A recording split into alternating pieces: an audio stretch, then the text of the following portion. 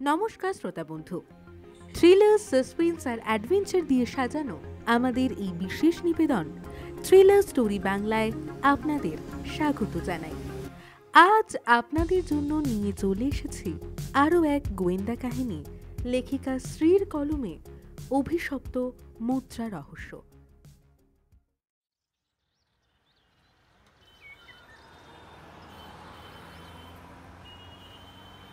সালা এই গব্বরের পাল্লায় পড়ে কোনদিন সত্যি অক্কা যেতে হবে মাইরি।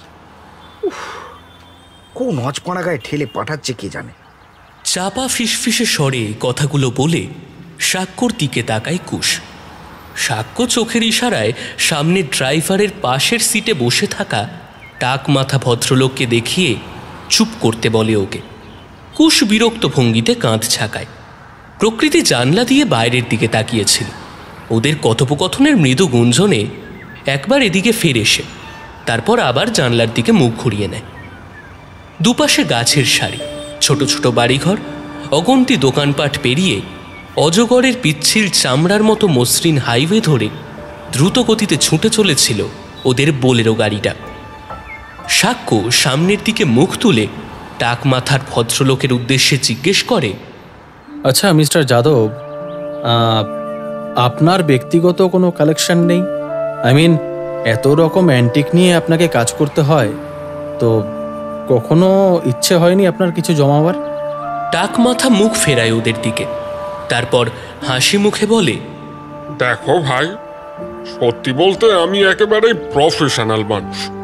তাছাড়া এইসব অ্যান্টিক কালেক্ট করা এও এক প্রকারের নেশা বলতে পারো। এবার পরীক্ষক যদি নিজেই নেশারু হয়ে যায় তবে বিষয়টা খুব একটা কি ভালো দেখাবে? হ্যাঁ, কি বলো? কথা শেষ করেই হা হা উচ্চস্বরে হেসে ওঠেন মিস্টার যাদব। ভদ্রলোক প্রায় সব কথাতেই এমন জোরে জোরে হাসতে ভালোবাসেন। বেশ অমায়িক ব্যবহার। অন্তত এই স্বল্প সময়ের আলাপে তেমনটাই মনে হয়েছে ওদের। ভদ্রলোকের নাম ভূপেন্দ্র যাদব। মোটাসোটা চেহারা, গোলগাল হাসি মুখ, আর মাথা জুড়ে প্রকাণ্ড এক পূর্ণিমার চাঁদ। ভদ্রলোকের বয়স আন্দাজ 50-এর গণ্ডি পেরিয়েছে।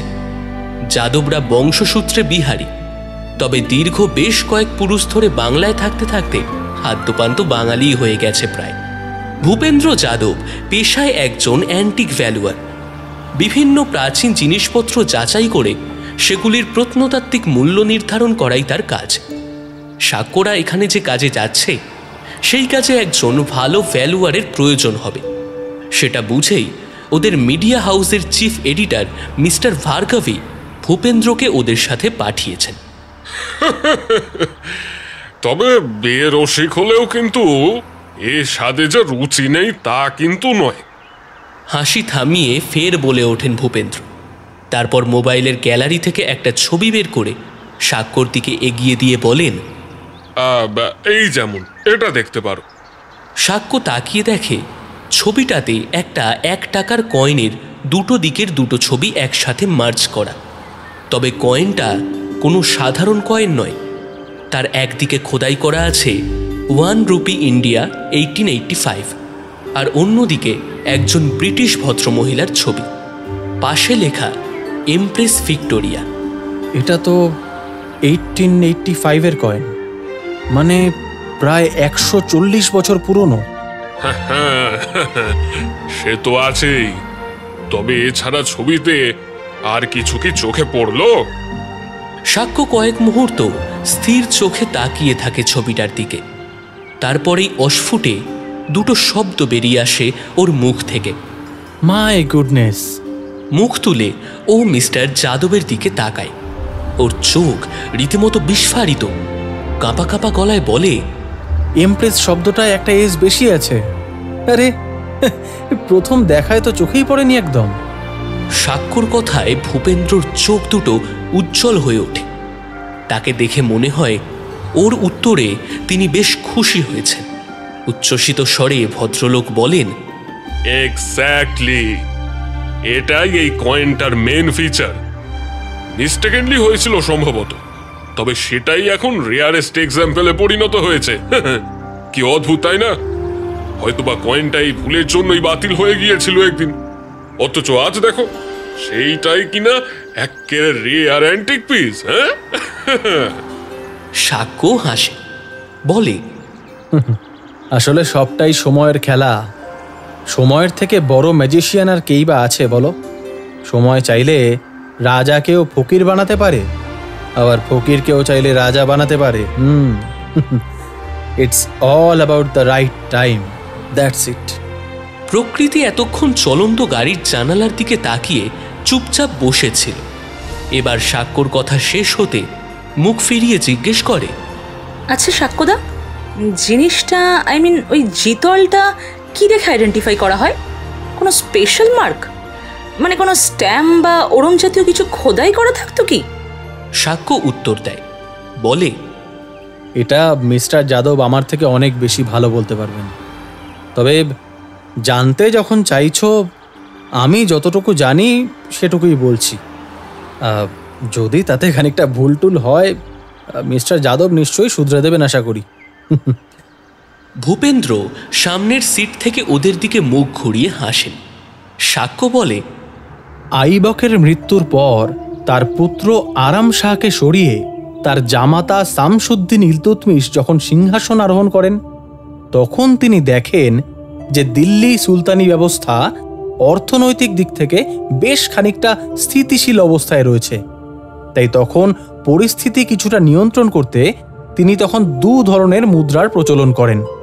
একটা হচ্ছে রৌপ্য মুদ্রা, টঙ্কা, আর আরেকটা হচ্ছে তাম্র মুদ্রা অর্থাৎ জিতল। দেখতে গেলে দিল্লির সুলতানদের মধ্যে ইলতুৎমিশই ছিলেন প্রথম ব্যক্তি যিনি কিনা সর্বপ্রথম খাঁটি আরবি মুদ্রার প্রচলন করেন। আর জানো তো, এই মুদ্রাগুলোর একটা অন্যতম বৈশিষ্ট্য ছিল যে এদের প্রত্যেকের ওজনই ছিল 175 গ্রাম। হ্যাঁ, এবার মনে হতেই পারে যে ওই রকম একই ওজন বিশিষ্ট, ওই রকম একই রকম দেখতে নকল মুদ্রা বানানো সেটা কি খুব একটা কঠিন কাজ? না, সেটা হয়তো বানানো যেতেই পারে, কিন্তু ওই যে মুদ্রাগুলোর গায়ে খোদাই করা ছিল প্রাচীন আরবীয় নকশা। হ্যাঁ, তবে একই রকম ছাঁচ তৈরি করে ওই নকশা খোদাই করা আপাতভাবে কিছুটা কঠিন মনে হলেও অসাধ্য খুব একটা কিছু নয়। তাহলে প্রশ্ন আসবে যে আসল মুদ্রা চেনার উপায়টা তবে কি? এক্ষেত্রে আমার যতটুকু মনে হয় তাতে এগেইন টাইম, মানে সময় অর্থাৎ বয়সের ভূমিকাটা অত্যন্ত গুরুত্বপূর্ণ, জানো তো। কারণ নকল মুদ্রাকে যতটাই পারফেকশন দেওয়ার চেষ্টা করা হোক না কেন, তার অ্যাকচুয়াল বয়স সেটা তো আর পাল্টানো সম্ভব নয়।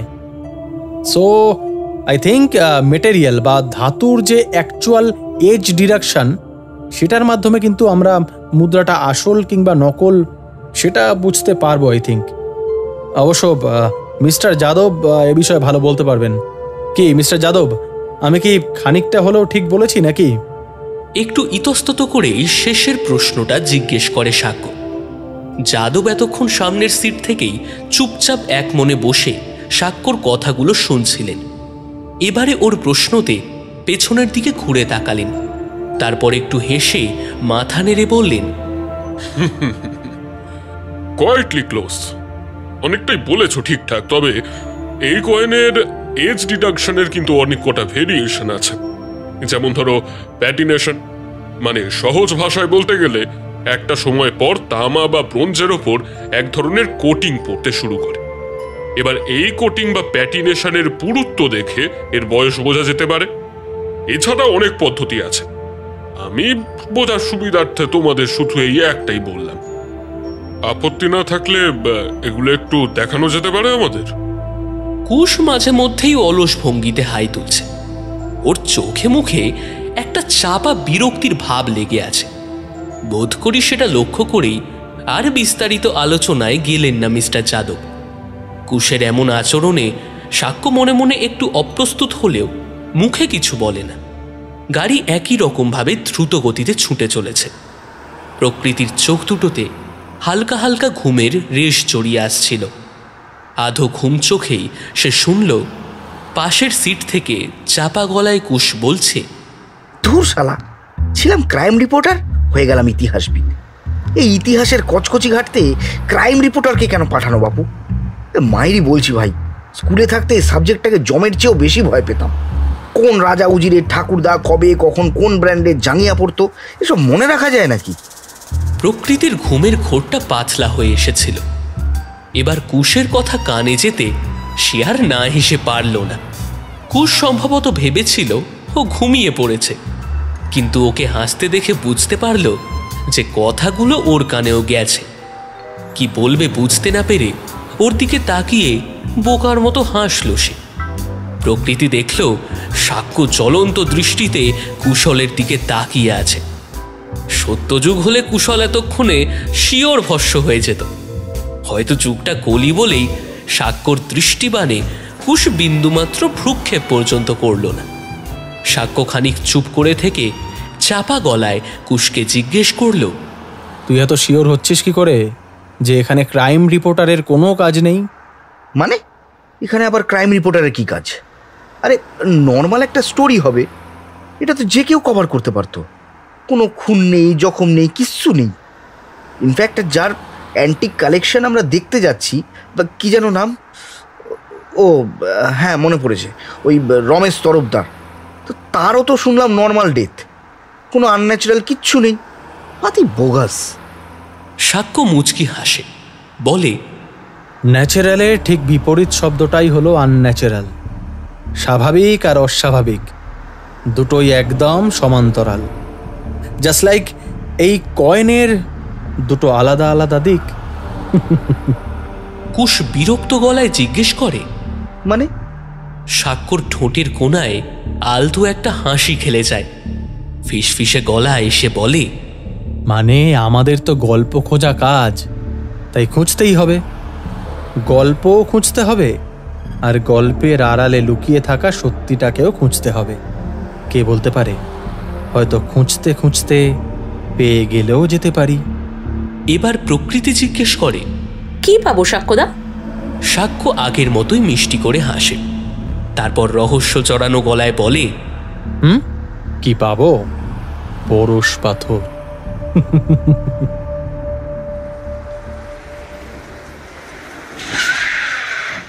ওদের গাড়িটা যখন রমেশ তরফদারের বাড়ির সামনে এসে পৌঁছালো তখন বাজে বেলা 2:30। জায়গাটা বর্ধমান টাউন থেকে বেশ খানিকটা ভেতরে। একেবারে অজপাড়াগা না হলেও শহুরের ছোঁয়াও তেমন একটা নেই। মোটের ওপর আধা মফস্বল বলা চলে। এখানে কাছে ধারে হোটেল বা থাকার জায়গা বলতে সেই বর্ধমান টাউনের আগে কিচ্ছু নেই। তাও এখান থেকে না হলেও প্রায় ঘন্টাখানেকের রাস্তা। সেখানেই একটা হোটেলে আগে থেকে রুম বুকিং করা হয়েছে ওদের। ভার্গব বলে দিয়েছিলেন যে হয়তো 2-1 দিন স্টে করতে হতে পারে, তাই আগে থাকতেই যেন সব বন্দোবস্ত ওরা সেরে রাখে। গাড়ি থেকে নেমে আড়মোড়া ভাঙতে ভাঙতে কুশ বলল, এতটা আস্তে আস্তে বডির কলকবজা একদম ঢিলে হয়ে গেল মাইরি। কথাটা বলেই কি একটা মনে হতে সাক্ষ্যর একেবারে কাছে ঘেঁষে এলো। তারপর সতর্ক ভঙ্গিতে একটু এদিক সেদিক তাকিয়ে জিভটা একবার চেটে নিয়ে ফিসফিসে গলায় ওর প্রায় কানের কাছে এসে জিজ্ঞেস করল, আরে বলছি মানে এখানে একটু চাটা, মানে চায়ের সাথে ধর একটু গরম গরম সিঙ্গারা, তারপর একটু মুচমুচে নিমকি টিমকি দেবে না? মানে এতটা রাস্তা তো পেটে একেবারে চুই চুই চুই চুই করছে, বুঝলি? হ্যাঁ। সাক্ষ্য একবার আপাদমস্তক ভালো করে জরিপ করে নিল ওকে। তারপর বলল, তোর পেটের ভেতরে যে অদৃশ্য জ্বালাটা আছে সেটা ঠিক কোন মাপের বলতো? কত জিবি স্টোরেজ আছে ওটায়? হ্যাঁ সত্যি? আচ্ছা, তোর এই রোগা ক্যাংলা সাইজটা দেখে সব মাল মশলা কোথায় হাপিস হয় বলতো? কিচ্ছু বোঝার উপায় নেই। তুই মাইরি জাস্ট একটু আগে হাইওয়ের ধারে গাড়ি দাঁড় করিয়ে সবাই মিলে লাঞ্চ করলাম, তখন তুই আস্ত 1 প্লেট মাটন বিরিয়ানি সাটিয়ে দিলি। তা তো কতক্ষণ হয়েছে? মাত্র কতক্ষণই বা হবে, 1 ঘন্টাও বোধহয় হয়নি। আর এর মধ্যেই তোর পেটে আবার চুইচুই করতে শুরু করে দিয়েছে। বলছি হ্যাঁ রে, ওটা পেট নাকি ঘুষখোরের পকেট যে কখনোই ভরে না? হ্যাঁ। কুশ দাঁত বার করে হাসে। না মানে আর কি। হয়েছে আর ইয়ে করতে হবে না। এবার চল, সাক্ষ্য প্রায় হ্যাঁচকা টান মেরেই ওকে নিয়ে সামনের দিকে হাঁটা দেয়।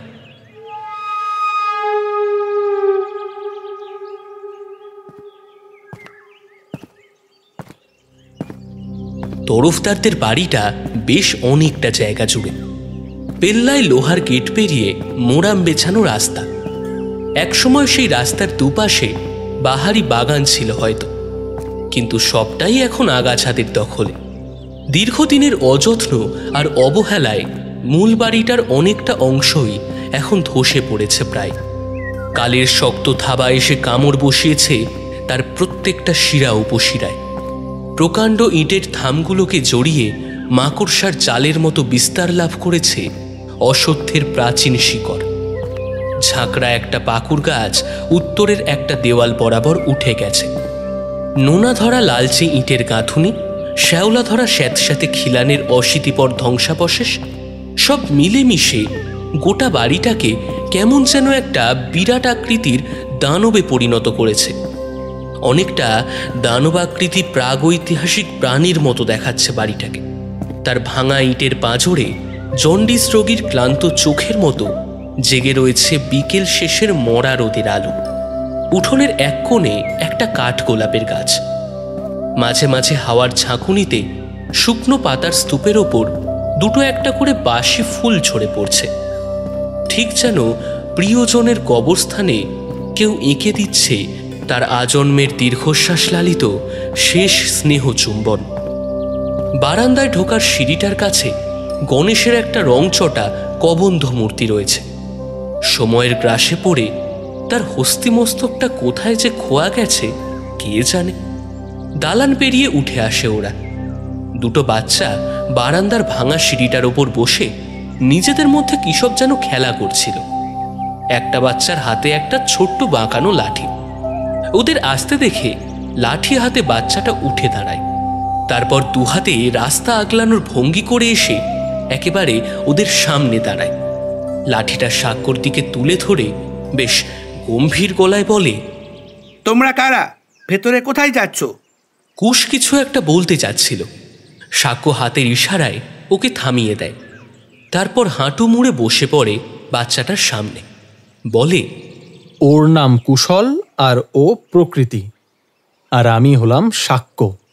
আমরা এখানে কয়েকটা জিনিস দেখতে এসেছি। বাচ্চাটা ঘুরে ঘুরে জরিপ করার ভঙ্গিতে একবার ভালো করে দেখে নিল ওদের।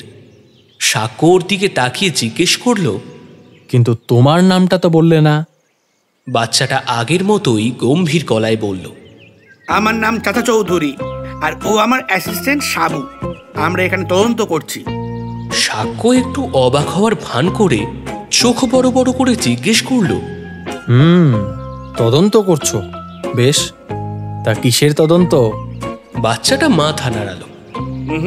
ওটা বলা যাবে না। তারপর ঠোঁটে আঙুল ঠেকিয়ে ফিসফিসে গলায় বলল, ওটা টপ সিক্রেট, বুঝেছো? সাক্ষ্য ঠোঁটে আঙুল রেখে মাথা নাড়ালো, অর্থাৎ সে বুঝেছে। এবারে প্রকৃতি বাচ্চাটার দিকে তাকিয়ে বলল, তা চাচা চৌধুরী, সাবুকে তো দেখলাম, কিন্তু রকেট কোথায়? প্রকৃতির কথায় বাচ্চাটার মুখে একটা আলতো বিষাদের ছায়া নেমে এলো।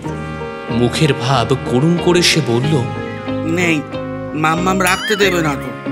প্রকৃতি আলতো করে বাচ্চাটার ঝাঁকড়া চুলগুলো ঘেঁটে দিল। তারপর ওর গাল টিপে ফিসফিসে গলায় বলল, তার মানে চাচা চৌধুরীও মাম্মামকে ভয় পায়। বাচ্চাটা কিছু একটা উত্তর দিতে যাচ্ছিল, কিন্তু তার আগেই ভেতরের ঘর থেকে একজন ভদ্রমহিলার কণ্ঠস্বর ভেসে এলো, টবু, পপু, কার সাথে কথা বলছিস তোরা? কে এসেছে? ভেতর থেকে যে ভদ্রমহিলা বেরিয়ে এলেন তার বয়স আন্দাজ 30 কি 35 হবে। গায়ের রং ঈষৎ চাপা, দেহে হালকা মেদ জমতে শুরু করেছে। মহিলা এসেই জিজ্ঞাসু চোখে ওদের দিকে তাকালেন। সাক্ষ্য নিজের পকেট থেকে একটা কার্ড বার করে মহিলার দিকে বাড়িয়ে দিয়ে নমস্কার জানিয়ে বলল, নমস্কার, আমি সাক্ষ্যদেব দাশগুপ্ত, রিপোর্টার। আমরা স্টার ট্যুরে মিডিয়া হাউস থেকে এসেছি। আসলে আমরা রমেশবাবুর মৃত্যুর খবরটা রিসেন্টলি পেলাম। যদি কিছু মনে না করেন তাহলে ওর কালেকশানে থাকা অ্যান্টিক জিনিসগুলো একটু দেখতাম আর কি। মানে মিডিয়ার সামনে ওর সংগ্রহটা একটু হাইলাইট করার চেষ্টা করতাম। না মানে আপনাদের যদি কোনো আপত্তি না থাকে। মহিলা সম্ভবত একটু অবাকই হলেন। হয়তো এ জীবনে এত কাছ থেকে মিডিয়া নামক জীবটির সাক্ষাৎ পাওয়ার সৌভাগ্য কিংবা দুর্ভাগ্য কোনোটাই তার আগে কখনো হয়নি। তবুও মুখের ভাব যথাসম্ভব স্বাভাবিক রাখার চেষ্টা করে প্রতি নমস্কার জানিয়ে বললেন, আমি রমেশ তরফদারের মেয়ে, রত্না সরকার, টুবুর মা। আপনারা আসুন, ভেতরে আসুন। মহিলা তেলচিটে পর্দা ঠেলে ওদের ভেতরের ঘরে নিয়ে গেলেন। যেতে যেতে ওরা দেখল দালানের মুখটায় চাচা চৌধুরী আর তার অ্যাসিস্ট্যান্ট তখনও দাঁড়িয়ে আছে। ওনারা মিডিয়া থেকে এসেছেন, বাবার জিনিসপত্র একটু দেখতে চান। কাঠের তক্তাপোষে হেলান দিয়ে বসে থাকা বৃদ্ধার উদ্দেশ্যে কথাগুলো বললেন। বৃদ্ধা মুখ তুলে তাকালেন ওদের দিকে। এক মাথা উস্কো খুস্কো পাকা চুল কপালের ওপর এসে জড়ো হয়ে পড়েছে তার। পরনে সাদা থান, চোখের দৃষ্টি ঘোলাটে। শূন্য চোখে ওদের দিকে কয়েক মুহূর্ত চুপচাপ তাকিয়ে রইলেন। তারপর কোনো মতে দুহাতে ভর দিয়ে উঠে দাঁড়িয়ে এগিয়ে গেলেন কয়েক পা। বললেন, ওনার জিনিস দেখবো সে তো খুব ভালো কথা। দেখো না বাবা, কিছু পাওয়া যায়? মানে ওগুলো বিদায় করেও যদি কিছু টাকা হতো, ব্যবস্থা করতে পারো? মহিলার চোখ দুটোতে সামান্য আশার আলো যেন ঝিলিক দিয়ে উঠল। ওরা কি বলবে তা বুঝে ওঠার আগেই মহিলার ঘরের ভেতর থেকে একটা বাজখাই গলার আওয়াজ ভেসে এলো। কেউ একজন বলছে কতকটা এরকম, তুমি আবার শুরু করেছো মা? লোক দেখলেই তোমার কি এই কান্নাকাটি শুরু হয়ে যায়? একটা কথা কান খুলে শুনে রাখো, টাকা পয়সা যদি কিছু পাওয়া যায় তবে তার হিসাব করব আমি। আফটার অল আমি এই বাড়ির বড় ছেলে। এমন ধরনেরই কথাবার্তা। কথাগুলো বলতে বলতে ঘর ছেড়ে ছেলেটা বেরিয়ে এলো। তারপর ওদের দিকে তাকিয়ে নমস্কার জানিয়ে বলল, নমস্কার, আমার নাম রতিন তরফদার, আমি রমেন তরফদারের বড় ছেলে। লোকটা হয়তো আরও কিছু বলতে চাচ্ছিল, কিন্তু তার আগেই অপর একটা পুরুষ কণ্ঠস্বরের হস্তক্ষেপে তাকে থেমে যেতে হয়। বাহ দাদা বাহ, আদব কায়দাগুলো কিন্তু বেশ ভালোই বাগিয়েছিস। হ্যাঁ, যেই দেখলি টাকার গন্ধ রয়েছে অমনি সব ফেলে ছুটতে ছুটতে চলে এলি। বড় ছেলে, যার কোনো দায়িত্ব কর্তব্য পালনের বালাই নেই, আবার বড় ছেলে দেখাচ্ছে। লোকটার কথা শেষ হতে না হতেই রথিন তরফদার পাল্টা ফুঁসে উঠলেন। দেখ রামু, তুই কিন্তু অনেকবার বেড়েছিস, অসভ্যতামির একটা লিমিট আছে। রমু অর্থাৎ দ্বিতীয় ব্যক্তির ঠোঁটে আলতো একটা ব্যঙ্গের হাসি খেলে গেল। তুই আর অসভ্যতা শেখাতে আসিস না দাদা। ওনার খুঁড়ের তলায় সব টাকা ফুঁকে এসে এখন কথা বলিস কোন মুখে রে? লজ্জা করে না?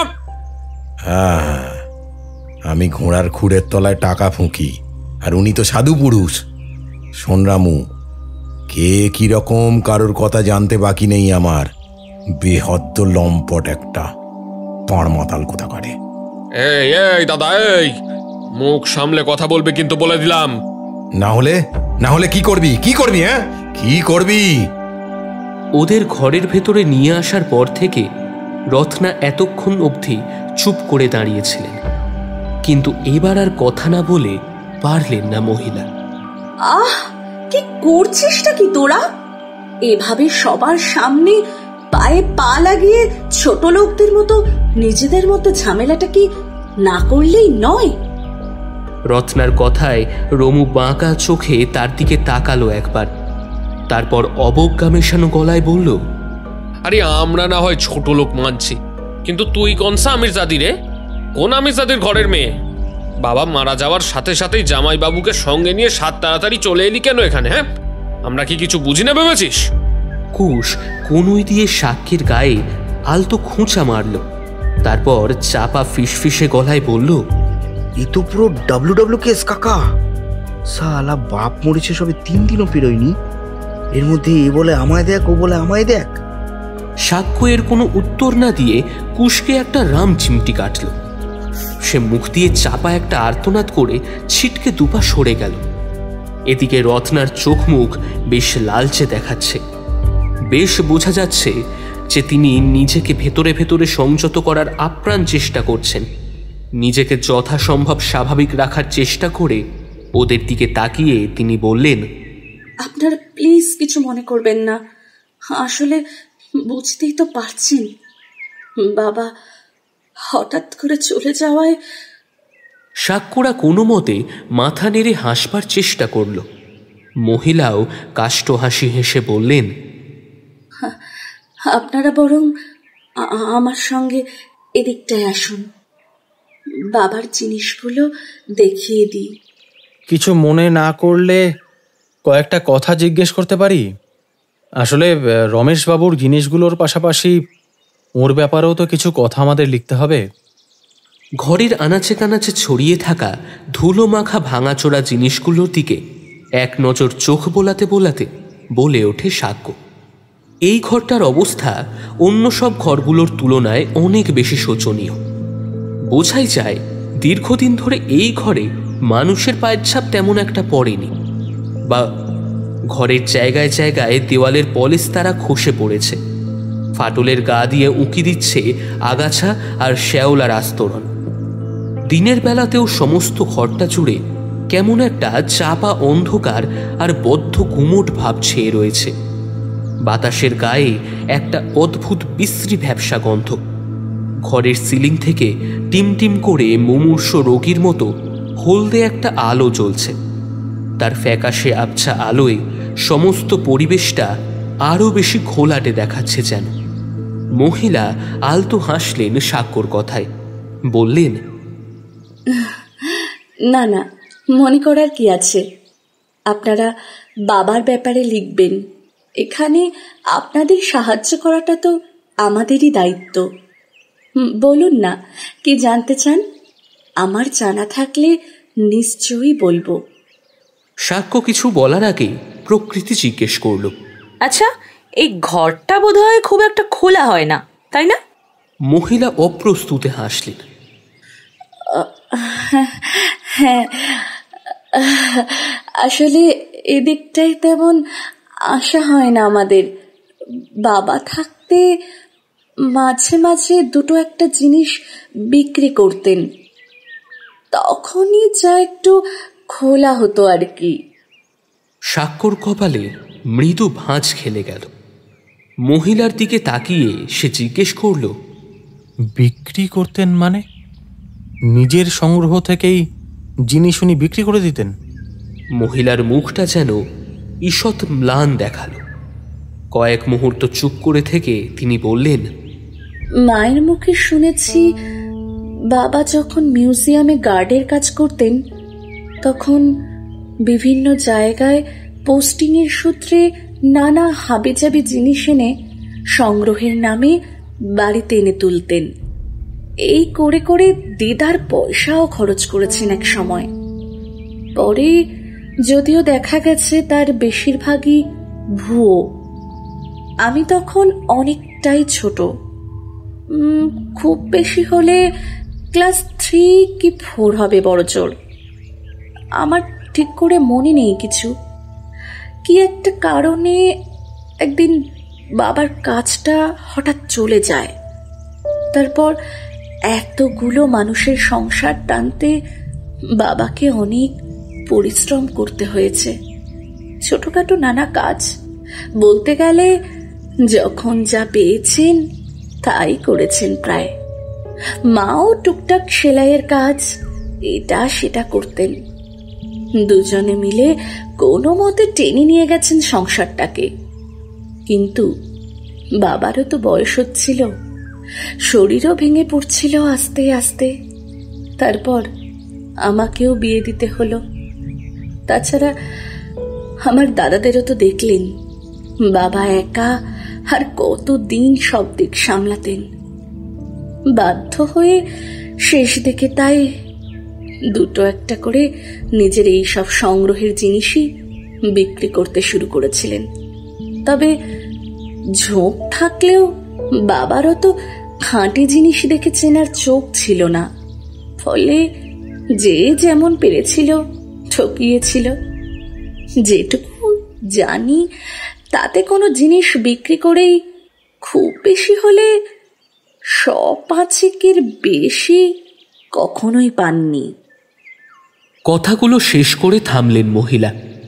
মিস্টার যাদব ততক্ষণে ব্যাগ থেকে তার সাজ সরঞ্জাম বের করে ঘরের মধ্যেকার জিনিসগুলো দেখতে শুরু করেছেন।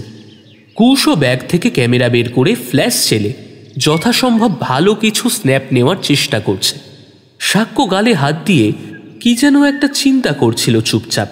মহিলা থামতে সে জিজ্ঞেস করল, আচ্ছা, আপনার বাবার সংগ্রহে কোনো পুরনো কয়েন ছিল কিনা বলতে পারেন? কয়েন? মহিলা ভ্রু কুঁচকে তাকালো, তারপর কয়েক সেকেন্ড কি যেন একটা ভেবে নিয়ে বলল, হ্যাঁ আছে তো, এখনো আছে বোধ হয়। এবার ভূপেন্দ্র যাদব মাথা তুলে বললেন, আপত্তি না থাকলে এগুলো একটু দেখানো যেতে পারে আমাদের? মাথা নাড়লেন মহিলা। না না, আপত্তি কিসের? আপনারা একটু দাঁড়ান, আমি মায়ের কাছ থেকে জিজ্ঞাসা করে নিয়ে আসছি। কথাটা বলেই ঘর ছেড়ে বেরিয়ে গেলেন মহিলা। মিনিট 5 মধ্যে আবারও ফিরে এলেন। হাতে ছোট একটা লালচে বটুয়ার মতো কি যেন ধরা। মহিলা এগিয়ে এসে যাদবের হাতে বটুয়াটা তুলে দিয়ে বললেন, বাবা এর মধ্যেই পুরনো পয়সা জমাতো। যাদব থলিটা হাতে নিয়ে উল্টে পাল্টে দেখতে দেখতে বললেন, এগুলো কি একটু বাইরের ঘরে কোথাও বসে পরীক্ষা করতে পারি? না আসলে এই ঘরটায় তো তেমন আলো। মহিলা তাড়াতাড়ি মাথা নাড়লেন, বললেন, হ্যাঁ হ্যাঁ আসুন না, নিশ্চয়ই।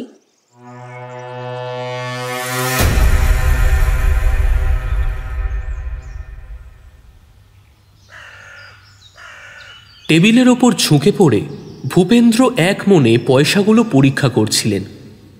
বাইরে একটু একটু করে বেলা পড়ে আসছে। রমেশবাবুর 2 ছেলে আর রত্নাদেবীর পাশাপাশি আরও একজন মাঝবয়সী ভদ্রলোক এসে দাঁড়িয়েছেন ওদের সাথে। সাক্ষ্য বুঝতে পারল ইনি সম্ভবত রত্নাদেবীর স্বামী। ভদ্রলোক ওদের দিকে তাকিয়ে মৃদু হাসলেন, হাত জড়ো করে বললেন, আমি তরুণ সরকার, রত্নার হাজব্যান্ড। ওরাও হেসে প্রতি নমস্কার জানালো। রমেশবাবুর স্ত্রীকে দেখা যাচ্ছে না। বৃদ্ধা সম্ভবত এই ঘরে আসেননি। রথিন তরফদার আর তার ভাইয়ের মুখে কেমন যেন একটা চাপা অসহিষ্ণুতার ছাপ। ব্যাপারটা নজর এড়ালো না সাক্ষ্যর। সে রথিনের দিকে তাকিয়ে বলল, আপনারা এই বাড়িতে কারা কারা থাকেন? রথিন বলল, কারা আবার? আমি, ভাই আর মা, আর তাছাড়া মোহন কাকা আছে। প্রকৃতি এতক্ষণ কুশের সাথে ক্যামেরায় তোলা ছবিগুলো দেখছিল। রথিনবাবুর কথায় মুখ তুলে জিজ্ঞেস করল, মোহন কাকাকে? উনি কি এই বাড়িতেই থাকেন? এবারে রমেশ তরফদারের ছোট ছেলে উত্তর দিল। গলার স্বরে কিঞ্চিত বিরক্তি ফুটিয়ে বলল, হ্যাঁ আর কে? আপনি খেতে ভাত পায় না শঙ্করকে ডাকে। আমার বাবার মাঝে মাঝে উদারতার ভূত চাপত। শুনেছেন হয়তো বাবা আগে একটা চাকরি করত, তখনই কোথা থেকে জুটিয়ে এনেছিল এক সময়। মায়েরও বলিহারি, এখনো রেখে দিয়েছে বুড়োটাকে। হ্যাঁ, বাড়ি তো নয়, যেন দানছত্র একেবারে। ডিসগাস্টিং। ভদ্রলোকের কথার মাঝখানে বৃদ্ধা যে কখন নিঃশব্দে ঘরে এসে দাঁড়িয়েছেন তা কেউ খেয়াল করেনি।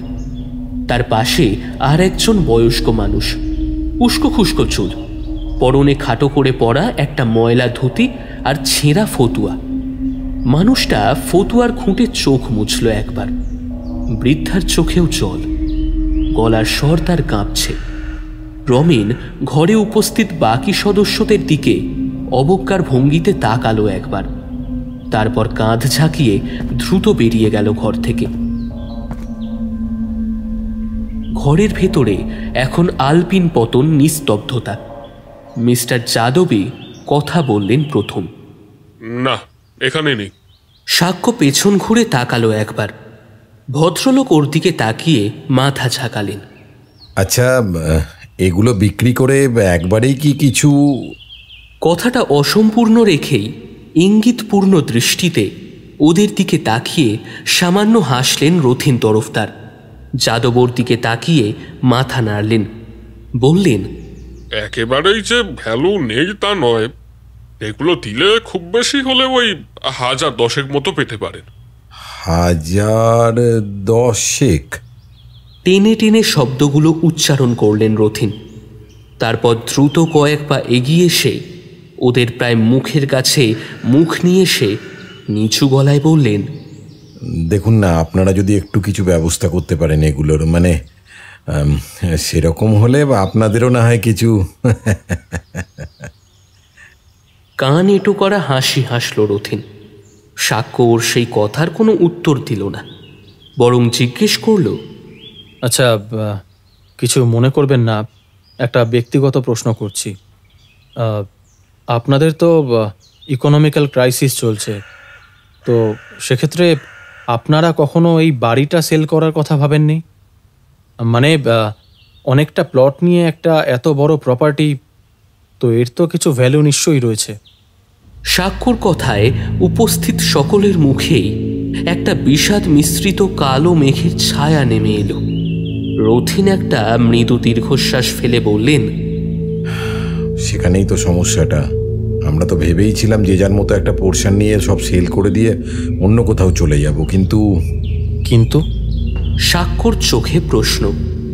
রথিন ম্লান গলায় বললেন, বাবা যেদিন মারা গেলেন তার পরের দিন সকালেই আমি প্রথম জানতে পারি ব্যাপারটা। আসলে বাবা নাকি কোনো এক সময় এক বন্ধুর ছেলের কাছ থেকে এই বাড়িটা মর্টগেজ রেখেছিলেন।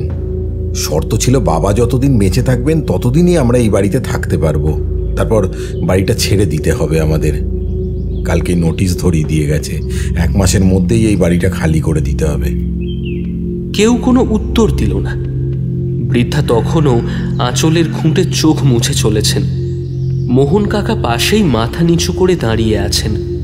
সাক্ষ্য কয়েক মুহূর্ত চুপ করে থেকে জিজ্ঞেস করল, আচ্ছা, এই পয়সাগুলো ছাড়া রমেশবাবু অন্য কোথাও আরও কোনো পুরনো কয়েন রেখেছিলেন কিনা বলতে পারেন? সাক্ষর কথায় রথিনের কপালে আলতো একটা ভাঁজ খেলে গেল। খানিক চুপ করে থেকে হঠাৎ করেই হো হো করে হেসে উঠল। তারপর বলল, আরে আপনারাও সেই গল্প শুনেই এসেছেন তাহলে? কুশ এবার ভ্রু কুঁচকে জিজ্ঞেস করল, কোন গল্প? রথিন রত্নার দিকে ফিরে বললেন, ওনারা মনে হয় সেই জিতলের কথা বলছে রে। জিতল শব্দটা যেন কট করে সোজা মাথার স্নায়ুর ভেতরে গিয়ে ধাক্কা মারল প্রকৃতির। সে আর চোখে দেখল কুশের চোখে মুখেও কৌতূহলের ছাপ স্পষ্ট হয়ে উঠেছে। 4 জোড়া সপ্রশ্ন চোখের দিকে তাকিয়ে ঈষৎ হাসলেন রত্না। তারপর হালকা গলায় বললেন, আসলে এই ব্যাপারটা আমরা সেই ছোট থেকে শুনে আসছি। বাবা নাকি কোথা থেকে 2 খাঁটি তামার পয়সা জিতল নাকি যেন পেয়েছিলেন। বাবা বলতেন ওগুলোর নাকি অনেক দাম, তবে ওই পর্যন্তই, কখনো চোখে দেখিনি। পরে বুঝেছিলাম এও হয়তো বাবার এক ধরনের পাগলামই ছিল। তার মানে পয়সা দুটো আপনারা নিজেরা কেউ কখনো দেখেননি? সাক্ষর কথায় মাথা নাড়লেন রথিন। বললেন, আরে মশাই, থাকলে তো দেখাবো। বাবার কথা, এই জিতলের গল্পটা বাবা অনেককেই বলতেন। আসলে অদ্ভুত খ্যাপাটে মানুষ ছিলেন, কখন যে কি করতেন আর কি বলতেন তার কোনো ঠিক নেই। প্রকৃতি শুনল। কুশল চাপা গলায় বলছে, চাঁদ চলে এত দূর আসা সব বেকার, খামোখা ভূতের পেছনে ছোটালো, কোনো মানে হয়? সাক্ষ্য কয়েক সেকেন্ড গালে হাত দিয়ে চুপচাপ দাঁড়িয়ে রইল। তারপর রথিনবাবু, রত্না আর বাকিদের দিকে তাকিয়ে নমস্কার করে বলল, এমন একটা অসময়ে এসে আপনাদেরকে অনেকটা বিরক্ত করলাম, প্লিজ কিছু মনে করবেন না। আজকের মতো উঠতে হবে, এদিকে তো সন্ধে হয়ে এলো প্রায়। হ্যাঁ, ভালো কথা, কাল বা পরশু হয়তো আর একবার জ্বালাতন করতে আসতে হতে পারে। আজ তবে আসি, নমস্কার। রথিন তৎক্ষণাৎ মাথা নেড়ে মুখ দিয়ে একটা চুকচুক শব্দ করলেন। আরে না না না না না না, ছিছি কি যে বলেন, জ্বালাতনের কি আছে? সাক্ষরা দরজার দিকে পা বাড়ালো। রথিনও ওদের পিছু পিছু কয়েক পা এগিয়ে এলেন। সাক্ষর বেশ খানিকটা কাছে ঘনিয়ে এসে চাপা গলায় বললেন, ওই 1000 ব্যাপারটা একটু মাথায় রাখবেন, মানে যদি কিছু করা যায় আর কি, বুঝতেই তো পারছেন। রথিন হাত কচলালেন। সাক্ষ্য আর কিছু না বলে অল্প হাসল কেবল। কুশ পাশ থেকে ফিসফিসিয়ে বলল, সারা যে আছে যার ধান্দায়। কুশের কথাগুলো সাক্ষর যেন ঠিকঠাক কানেই গেল না। ও দেখল ঝড়ে উপড়ে পড়া ন্যাড়া গাছের মতো টলমলো পায়ে এখনো দাঁড়িয়ে রয়েছেন বৃদ্ধা। বয়সের ভারে নুইয়ে যাওয়া শরীরটা যেন সামনের দিকে আরও খানিকটা ঝুঁকে পড়েছে এখন। সাক্ষর বুক চিরে একটা দীর্ঘশ্বাস বেরিয়ে আসে। অকারণেই মনটা যেন তার কেমন ভারী হয়ে গেল।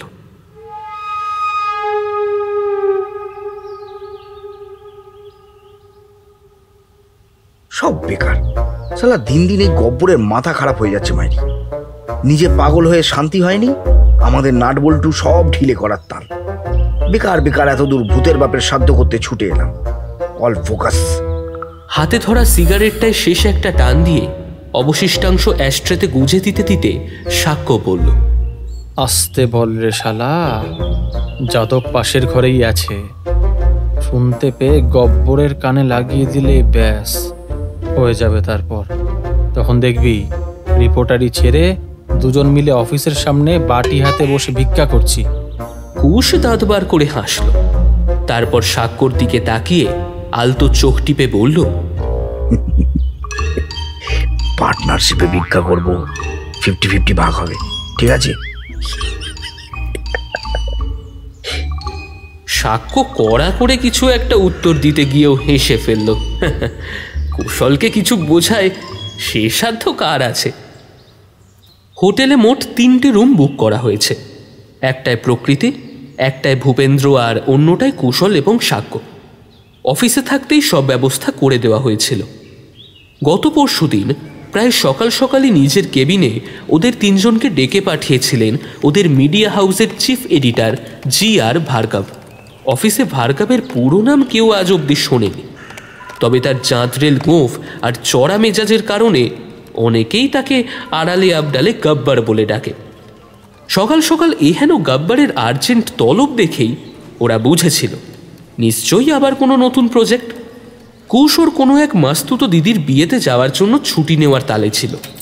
গব্বরের তলব শুনে সে স্টিম ইঞ্জিনের মতো ফোঁত করে একটা দীর্ঘশ্বাস ছেড়ে বলেছিল, সেই ডাইনোসরাসের যুগের পর বোধহয় এই একটাই মাত্র বিয়ে বাড়ি জুটেছিল। গেল, এটাও গেল। কুশের অনুমান যে একেবারে মিথ্যে নয় তা গব্বরের কেবিনে গিয়ে অচিরেই বুঝতে পেরেছিল ওরা। ভার্গব তার পেল্লায় গোঁফে তা দিতে দিতে ওদের দিকে তাকিয়ে সেই চিরপরিচিত বাজখাই গলাতে বলেছিলেন, শোনো, তোমাদের একবার বর্ধমান যেতে হবে। জায়গাটা যদিও বর্ধমান থেকে আরও খানিকটা ভেতরে, হয়তো দিন কয়েক থাকতেও হতে পারে। লোকেশন ডিটেলস আমি তোমাদের দিয়ে দেব। অ্যাজ সুন অ্যাজ পসিবল সব অ্যারেঞ্জমেন্ট সেরে ফেলো। কুশ, সাক্ষ্য, প্রকৃতি, তোমরা 3জনেই যাবে। কুশ ক্যামেরায় থাকবে, সাক্ষ্য তুমি প্রজেক্টটা লিড করবে, আর প্রকৃতি তোমায় এন্টায়ার প্রোগ্রামটার আউটলাইন তৈরি করতে হেল্প করবে। তুমি তোমার মতো করে ওকে গাইড করে নিও। এছাড়াও ভূপেন্দ্র যাদব বলে একজন ভ্যালুয়ার তোমাদের সাথে যাবেন। Is everything clear? এক নাগারে কথাগুলো বলে থেমেছিলেন ভার্গব। সাক্ষ্য একটু ইতস্তত করে জিজ্ঞেস করেছিল, কিন্তু স্যার পুরো কেসটা কি, মানে যদি একটু খুলে বলতেন। সাক্ষ্যর কথায় ভার্গবের পেল্লায় গোঁফ চোড়ার আড়ালে এক চিলতে রহস্যময় হাসি খেলে গিয়েছিল। তিনি বলেছিলেন, ইয়েস ইয়ং ম্যান, সেটা বলতেই তো তোমাদের ডাকা। কয়েক মুহূর্ত চুপ করে থেকে ভার্গব আবার জিজ্ঞেস করেছিলেন, তোমরা জিতলের নাম শুনেছ তো? কুশ আগ বাড়িয়ে হড়বড় করে বলে উঠেছিল, চিতল? হ্যাঁ স্যার, শুনবো না কেন? চিতল মাছের মুইঠা আমার দিদিমা যা বানায় না, একবার খেলে কখনো ভুলতেই পারবেন না। ভার্গব সম্ভবত সেদিনই ব্রেকফাস্টে কুশকেই কাঁচা খেয়ে ফেলতেন।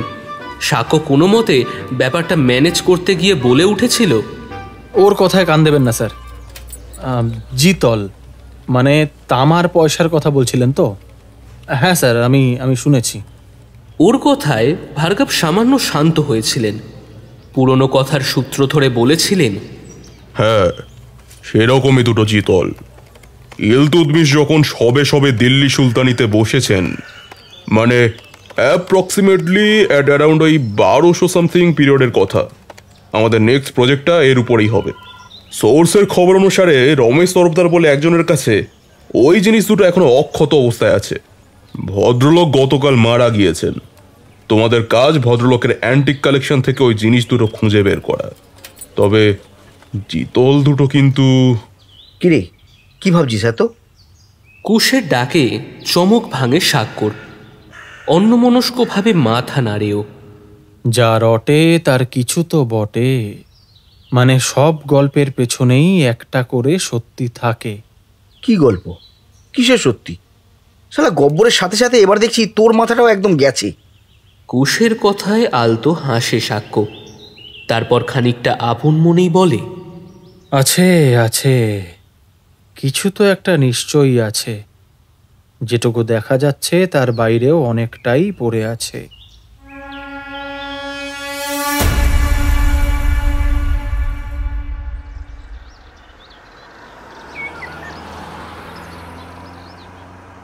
পরদিন সকাল সকাল ব্রেকফাস্ট সেরেই ওরা গাড়ি নিয়ে বেরিয়ে পড়েছিল। গন্তব্য সেই একই মোরাম বেছানো রাস্তা পেরিয়ে এগিয়ে যাওয়া শুকনো পাতায় ঢাকা দালান।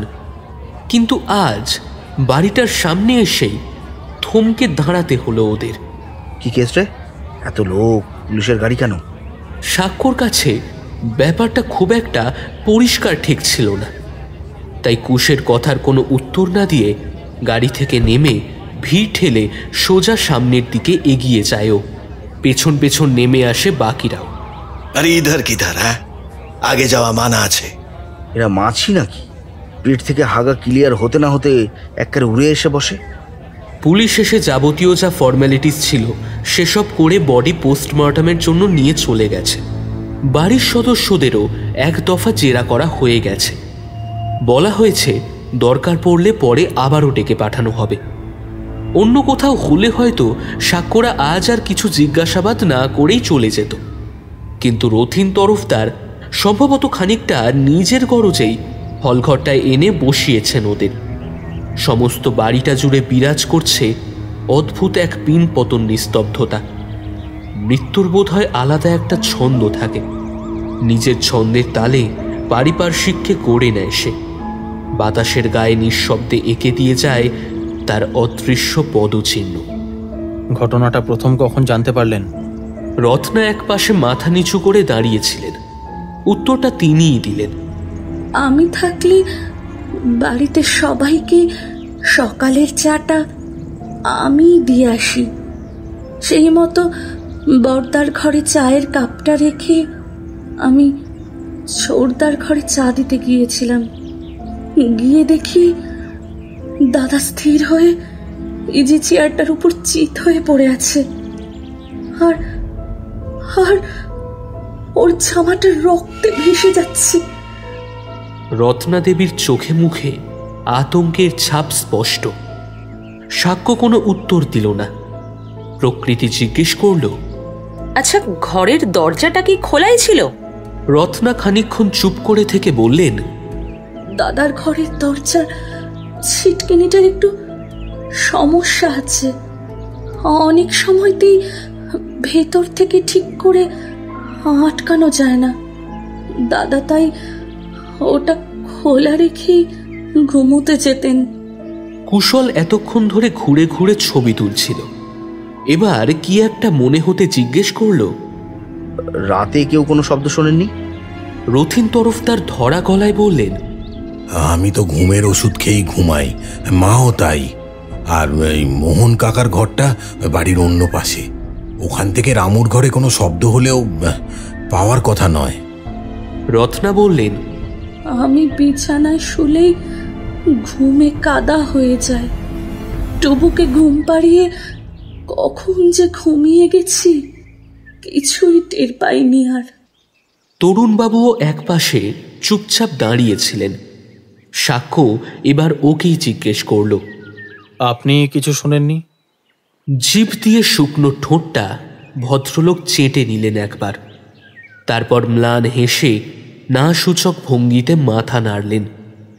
রমেশ তরফদারের স্ত্রী ঘরেই ছিলেন। বৃদ্ধ বয়সে এসে পরপর দুটো কাছের মানুষের মৃত্যু সামলাতে পারেননি মহিলা। অসুস্থ হয়ে পড়েছেন তিনি। ওরা আর দু একটা টুকিটাকি রুটিন প্রশ্ন করে বেরিয়ে পড়ল। বেরোনোর আগে আগের দিনের মতোই পিছু ডাকলেন রথিন তরফদার। মুখে সেই একই ধরনের বিনয়ী হাসি, কাঁচুমাচু ভঙ্গিতে বললেন, ওই 10,000-এর ব্যাপারটা যদি একটু। যাদবের দিকে তাকিয়ে সাক্ষ্য বলল, হ্যাঁ, ওটা আমাদের মনে আছে। উনি দেখছেন কতটা কি করা যায়। ভূপেন্দ্র যাদব সাক্ষ্যর দিকে তাকিয়ে আলতো ঢোক গিলল, তারপর পকেট থেকে রুমালটা বের করে কপাল মুছল একবার। সাক্ষ্য সেদিকে বিশেষ আমল না দিয়ে রথিনকে হঠাৎ জিজ্ঞেস করে বসল, আচ্ছা, আপনার বাবা মানে রমেশবাবু মারা যাওয়ার আগে আপনাদেরকে কি কিছু বলে গিয়েছিল? সম্ভবত এমন একটা বেমক্কা প্রশ্নে রথিন অবাকই হলেন অনেকটা। ভ্রু কুঁচকে বললেন, তেমন তো কিছু মনে পড়ছে না। আসলে শেষের দিকে বাবার খুব একটা সেন্স কাজ করতো না। তবে তবে স্থির গলায় জিজ্ঞেস করলো সাক্ষ্য। হঠাৎ কিছু একটা মনে পড়ে যাওয়ার ভঙ্গিতে রথিন তখন বললেন, তবে একটা কথা প্রায় বিড়বিড় করতো, বলতো আমার 2 ছেলে তোমাদের দেখবে। বাবা যে হঠাৎ আমাদের উপরে এমন ভরসা করতে কেন শুরু করেছিলেন। রথিন আরো কিছু বলতে যাচ্ছিলেন, সাক্ষ্যরা এক প্রকার জোর করেই নমস্কার জানিয়ে পাশ কাটিয়ে বেরিয়ে পড়ে।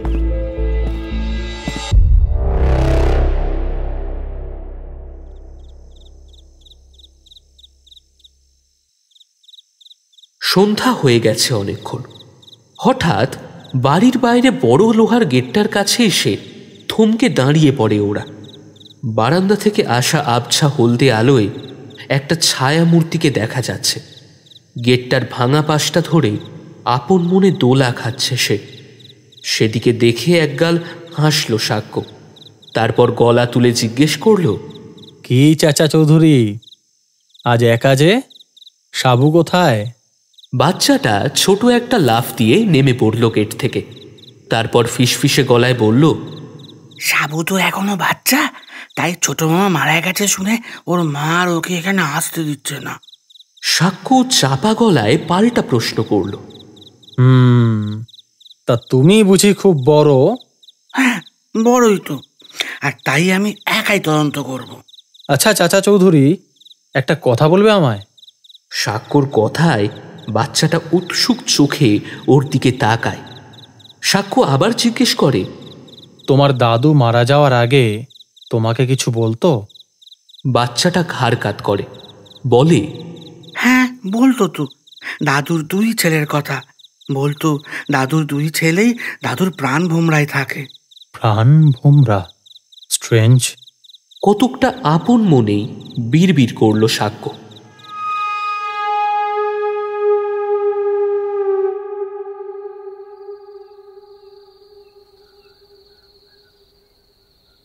রুমের বাইরের লবিটায় একা একাই পায়চারি করছিল প্রকৃতি। ওদের ঘরগুলো হোটেলের দোতলায়। হোটেলটা ছোট, ছিমছাম, তবে বেশ সাজানো গোছানো। বোর্ডারদের ভিড় তেমন একটা নেই বললেই চলে।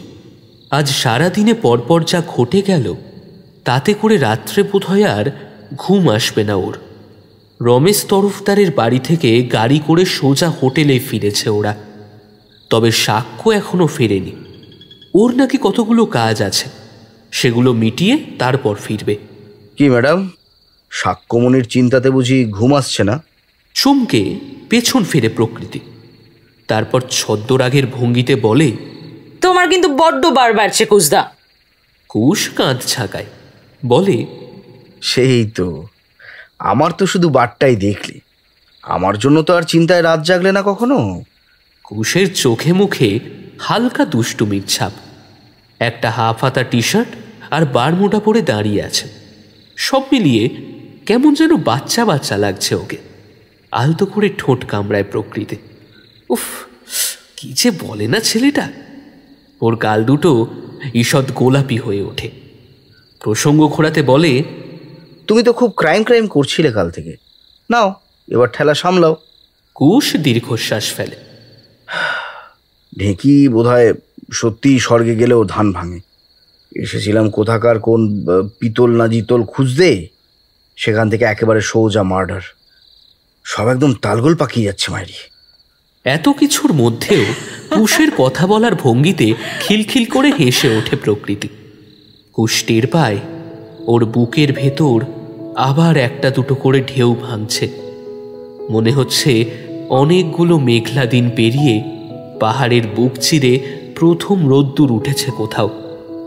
বোকার মতো অবাক হয়ে চুপচাপ তাকিয়ে থাকে ও। মেয়েটা এমন করে হাসে কেন? সিঁড়ি দিয়ে দ্রুত পায়ে ওপরে উঠে আসছিল সাক্ষ্য। আর বেশি সময় নেওয়া যাবে না। ফোনে অফিস থেকে ভার্গবের তাড়া আসছে বারবার। যা করার খুব তাড়াতাড়ি করতে হবে ওদের। মনে মনে এসব ভাবতে ভাবতে রুমের দিকেই যাচ্ছিল ও। হঠাৎ একটা দৃশ্য চোখে পড়তে সিঁড়ির মুখটাতেই থমকে দাঁড়িয়ে পড়ে সাক্ষ্য। দুটো ছায়া মূর্তি পাশাপাশি দাঁড়িয়ে আছে। মেয়েটা হাসছে আর ছেলেটা অবাক হয়ে তাকিয়ে আছে সেই দিকে। বুকের ভেতরটা যেন ভারী কোনো একটা পাথরে হোঁচট খেল ওর। কেন জানি না হঠাৎ অফিসের সেই দিনটাই মনে পড়ে গেল আবার। চশমার আড়ালে লুকিয়ে থাকা দুটো ভীরু মায়াবী চোখ, অকারণে বারবার ঠোঁট কামড়ে ধরা, কথায় কথায় বাচ্চাদের মতো খিলখিলিয়ে হেসে ওঠা, সবকিছু মিলেমিশে মনের ভেতর কেমন যেন একটা তালগোল পাকিয়ে ওঠে সাক্ষ্যর। একটা জমা বাষ্পের ঢেউ গলার কাছটাতে ঠেলে উঠতে চায়। এটা এটা কি হচ্ছে ওর সাথে? কেন হচ্ছে এমন? উস্কে প্রকৃতির সাথে দাঁড়িয়ে থাকতে দেখে ওর কষ্ট কেন হচ্ছে? প্রাণপণে সম্ভাব্য উত্তরটাকে মুছে ফেলতে চেষ্টা করে মুহূর্তের মধ্যে। ছোটবেলা থেকে আজ অবধি যা কিছু ও চেয়েছে, প্রিয় খেলনা হোক কিংবা প্রিয় মানুষ, কোনো কিছুই কখনো ওর হয়নি। চেয়ে যা পাওয়া যায় তা কোনোদিনই ওর হবে না, এটাও ভালো করেই জানে। তাই একটু একটু করে দাঁতে দাঁত চেপে সবকিছু অর্জন করে নিতে হয়েছে ওকে। এটা তো আর নতুন কিছু নয়। তবে আজ হঠাৎ এমন হচ্ছে কেন? বুকের ভেতর সেই অন্ধকার কুয়োটা যেন প্রাণপণে উঠে আসতে চাইছে আবার। না না না না না, এসব কি ভাবছে? কেন ভাবছে? চোয়াল শক্ত করে সাক্ষ্যদেব দাশগুপ্ত। সামনে ওর এখন অনেক কাজ। ওর কাছে জীবনের দুর্বলতম বা কঠিন জায়গা একটাই, আর সেটা হলো টার্গেট। অনেকটা দূরে যেতে হবে ওকে। আর তার জন্য প্রথমে একা হতে হবে, নিঃসঙ্গ হতে হবে, আরো নির্জন হয়ে যেতে হবে। এতটা নির্জন যেখান থেকে ওই অন্ধকার কুয়োটার ডাক আর কখনো শুনতে পাবে না ও।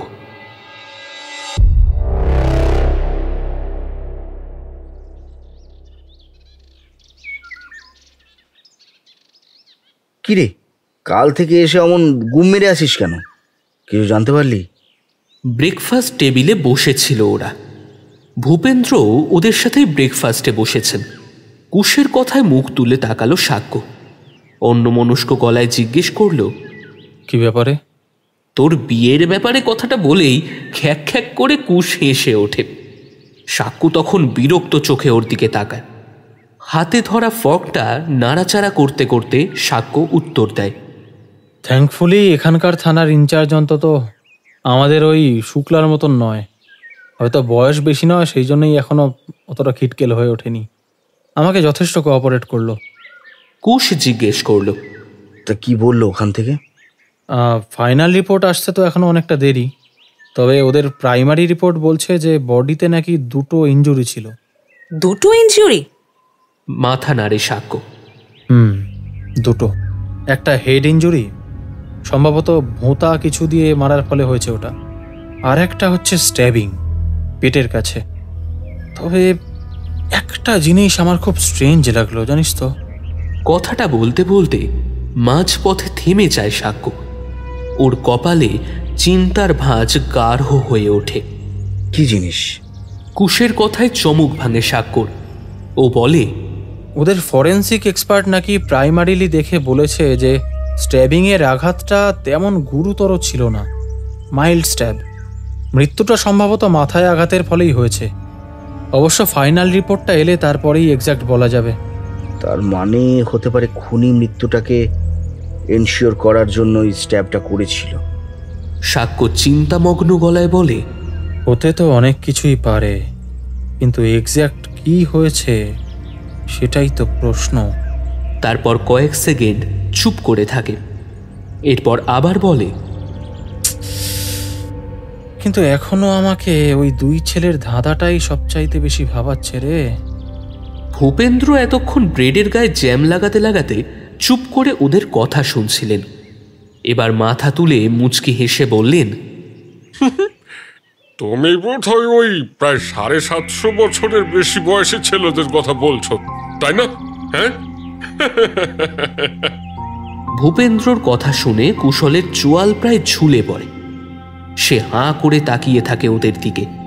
প্রকৃতি বলে ওঠে, 750 বছর? দুই ছেলে?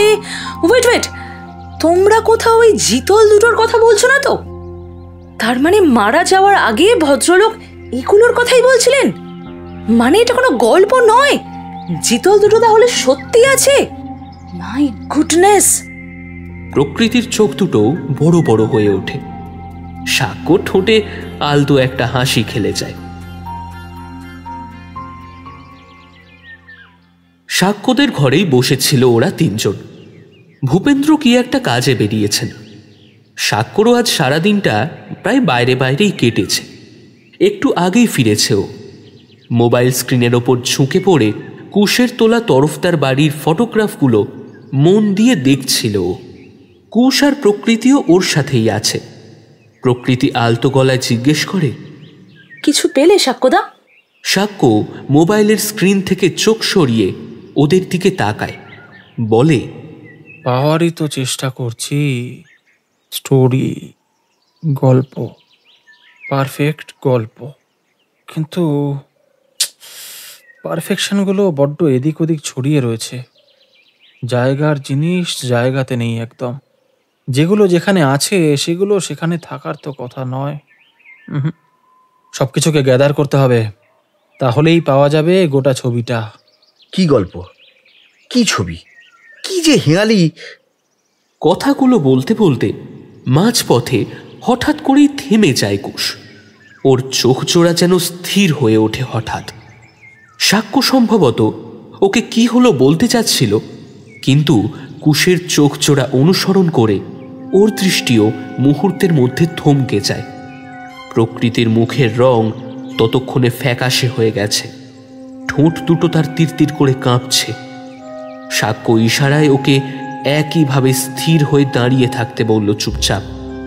তারপর পায়ে পায়ে এগিয়ে গিয়ে এক ধাক্কায় ওর বাম কাঁধের ওপর থেকে কাঁকড়া বিছেটাকে ফেলে দিল মাটিতে।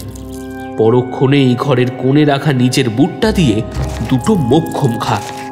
প্রাণীটার বিষাক্ত ডানাটা মুহূর্তে স্থির হয়ে গেল।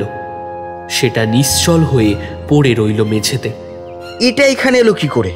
রুম সার্ভিসের লোকগুলোর কোনো কাণ্ডজ্ঞান নেই। কেয়ারলেসনেসের না একটা লিমিট আছে মাইরি। কথাগুলো বলতে বলতে সামনের দিকে এগিয়ে গিয়ে মরা প্রাণীটার গায়ে জুতো দিয়ে বেশ কয়েকটা ঘা বসালো কুশল। প্রকৃতি ততক্ষণে একটু স্বাভাবিক হয়েছে। একটু আগে সে যে ভয় পেয়েছিল, বোধ করি এই ভাবটা চাপতেই কুশের বীরত্ব ফলানো দেখে সে বলল, সাক্ষ্যদা ওটাকে অলরেডি জমদুয়ারে পাঠিয়ে দিয়েছে কুশদা। মরার উপর খাড়ার ঘা মেরে তোমাকে আর এখন ক্রেডিট কিনতে হবে না। কুশ কিছু একটা উত্তর দিতে যাচ্ছিল, কিন্তু তার আগেই সাক্ষ্য হঠাৎ সজোরে তালি দিয়ে উঠল। আরে ব্র্যাভো, ইউরেকা ইউরেকা, পেয়ে গেছি! Yes yes yes yes! ইস, আমার আগে কেন মাথায় আসেনি এটা? Shit shit shit! ব্যাপারটা কি হলো বুঝতে না পেরে কুশ ভ্যাবা চাকা খেয়ে বলল, কিরে, এমন লাভঝাপ করছিস কেন? কি হলো তোর? কি কি পেয়েছিস? সাক্ষ্য কুশের হাতটা ধরে জোরে একটা ঝাঁকুনি দিয়ে বলল, এখনো পাইনি ব্রাদার, তবে পেয়ে যাব। কথাটা বলেই আর দাঁড়ালো না সাক্ষ্য, দ্রুত পায়ে ঘর ছেড়ে বেরিয়ে গেল আবার। এদিকে কুশ প্রকৃতির দিকে হতভম্বের মতো তাকিয়েই রইল চুপচাপ। তারপর বিড়বিড় করে বলল, বিছেটার বিষ ওর মাথায় উঠে যায়নি তো?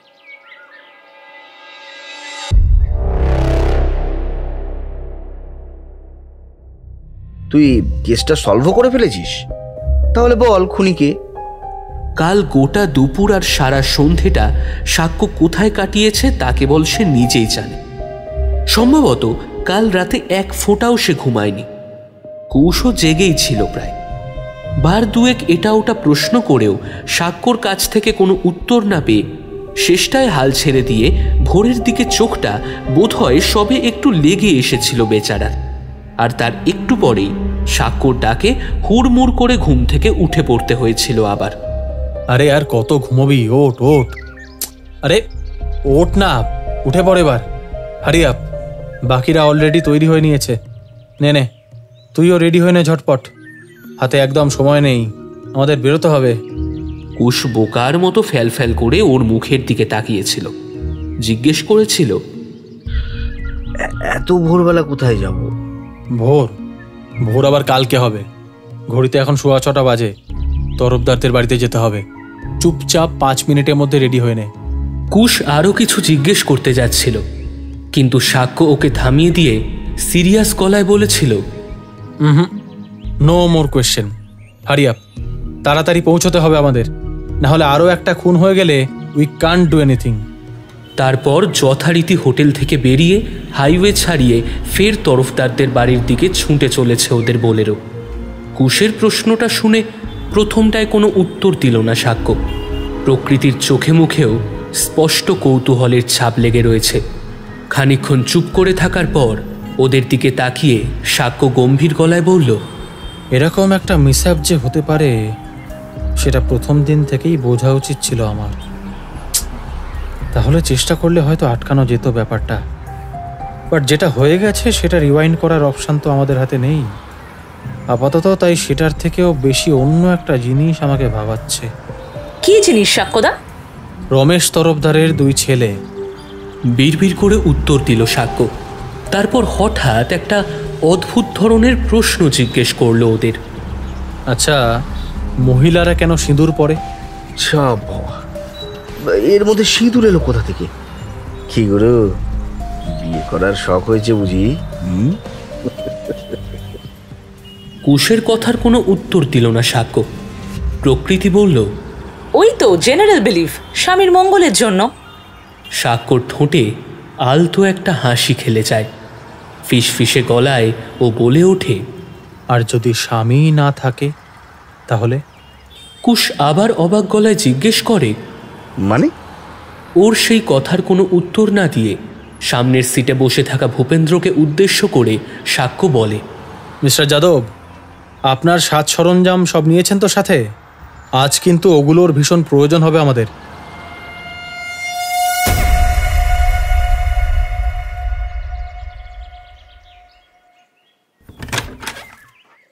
কি ব্যাপার, আপনারা এত সকাল সকাল? দরজায় দাঁড়িয়ে থাকা রথিন তরফদারের মুখের হতভম্ব ভাবটা ওদের নজর এড়ায় না কারোর। সাক্ষ্য ভদ্রলোককে দেখে নমস্কার করে, তারপর একগাল হেসে বলে, এত সকালবেলা এভাবে বিরক্ত করার জন্য দুঃখিত। আসলে একটা দরকারে আসতে হলো একটু। তবে আজকে কিন্তু আমাদের সাথে আরও একজন এসেছেন। কথাটা শেষ করেই দরজার পাশে দাঁড়ানো লম্বা দোহারা চেহারার তরুণ পুলিশ অফিসারটির দিকে দেখিয়ে সাক্ষ্য আবার বলল, উনি আদিত্য বর্মন, লোকাল থানার ইন্সপেক্টর। রমেনবাবুর খুনের কেসটা উনিই তদন্ত করছেন। ওর সাথে বোধহয় আগেই পরিচয় হয়েছে আপনাদের। আদিত্য বর্মন মৃদু হেসে হাত জোর করে নমস্কার জানালো। রথিনও ম্লান হেসে প্রতি নমস্কার করলেন। সাক্ষ্য সামান্য হেসে বলল, কি আজ কি আর ভেতরে আসতে বলবেন না আমাদের? রথিন জামার হাতায় নিজের চশমাটা মুছছিলেন। সেটাকে মুছে নিয়ে আবার পড়তে পড়তে বেশ বিব্রত গলায় বললেন, না না, সে কি কথা, আসুন আসুন আসুন, ভেতরে আসুন প্লিজ, কিছু মনে করবেন না। আসলে বাড়িতে একের পর এক যা হচ্ছে না, আমাদের কারণ আসলে মাথার ঠিক নেই। রথিন তরফদারের পেছন পেছন গিয়ে গতদিনের মতোই সামনের হলঘরটায় গিয়ে বসে ওরা। তরুণ সরকার সম্ভবত কোথাও একটা বেরোচ্ছিলেন। ওদের দেখে থমকে দাঁড়িয়ে গেলেন ভদ্রলোক। সাক্ষ্য সেদিকে তাকিয়ে বলল, কোথাও বেরোচ্ছিলেন নাকি মিস্টার সরকার? তরুণ সরকার সামান্য হেসে মাথা ঝাঁকিয়েই চলে যাচ্ছিলেন, কিন্তু সাক্ষ্য পেছন থেকে তাকে আবারও ডেকে বলে ওঠে, but mister Sarkar, sorry to say, আপনার তো আজ আর কোথাও যাওয়া হবে না। তরুণ ওর কথায় ঘুরে তাকালেন, তারপর বেশ খানিকটা বিরক্ত গলায় বললেন, আপনারা কি সব কিছু আপনাদের ছেলে খেলা পেয়েছেন নাকি? যখন মনে হবে চলে আসবেন আর শুধু শুধু মানুষকে বিরক্ত করবেন খালি। দেখুন, আমার কাজ আছে, আমাকে বেরোতে হবে। কথাটা বলেই দরজার দিকে পা বাড়াতে যাচ্ছিলেন মিস্টার সরকার। সাক্ষ্য আগের মতোই তখন স্থির অথচ ঠান্ডা গলায় বলল, কাজ থাকলে সেটাকে আপাতত পোস্টপন করতে হবে মিস্টার সরকার। মানে আপনারা কি ইয়ার কি করছেন নাকি আমার সঙ্গে? তাছাড়া আপনাদের মতো পাতি মিডিয়ার কথা শুনতে যাবই বা কেন? দেখুন মিস্টার, আমার ফ্যামিলি আপনাদের সঙ্গে অনেক ভদ্র ব্যবহার করেছে, কোঅপারেট করেছে, কিন্তু প্লিজ এই ভদ্রতার সীমাটুকু ছাড়িয়ে যাবেন না দয়া করে। শেষের কথাগুলো কেটে কেটে উচ্চারণ করলেন তরুণ। তার গলায় রাগ আর বিরক্তির রেশ ক্রমশ স্পষ্ট হয়ে উঠছে।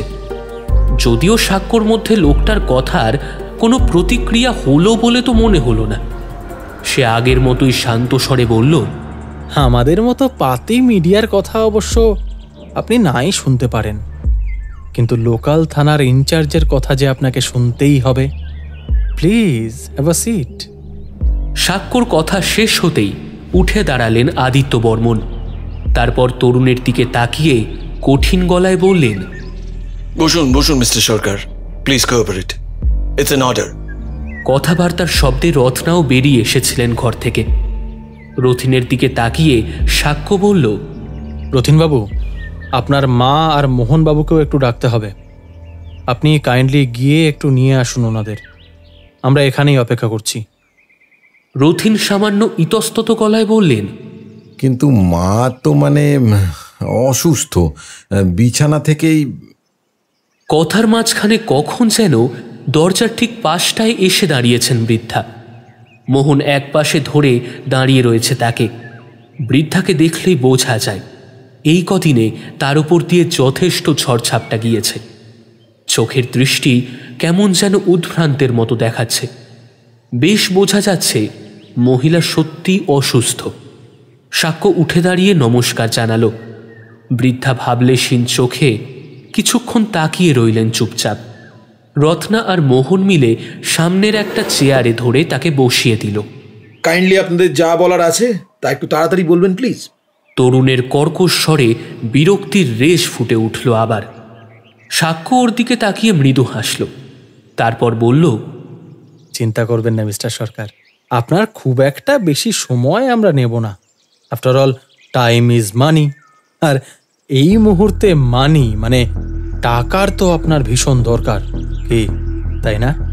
সাক্ষ্যর করা শেষ প্রশ্নটায় স্থির চোখে ওদের দিকে তাকালেন তরুণ।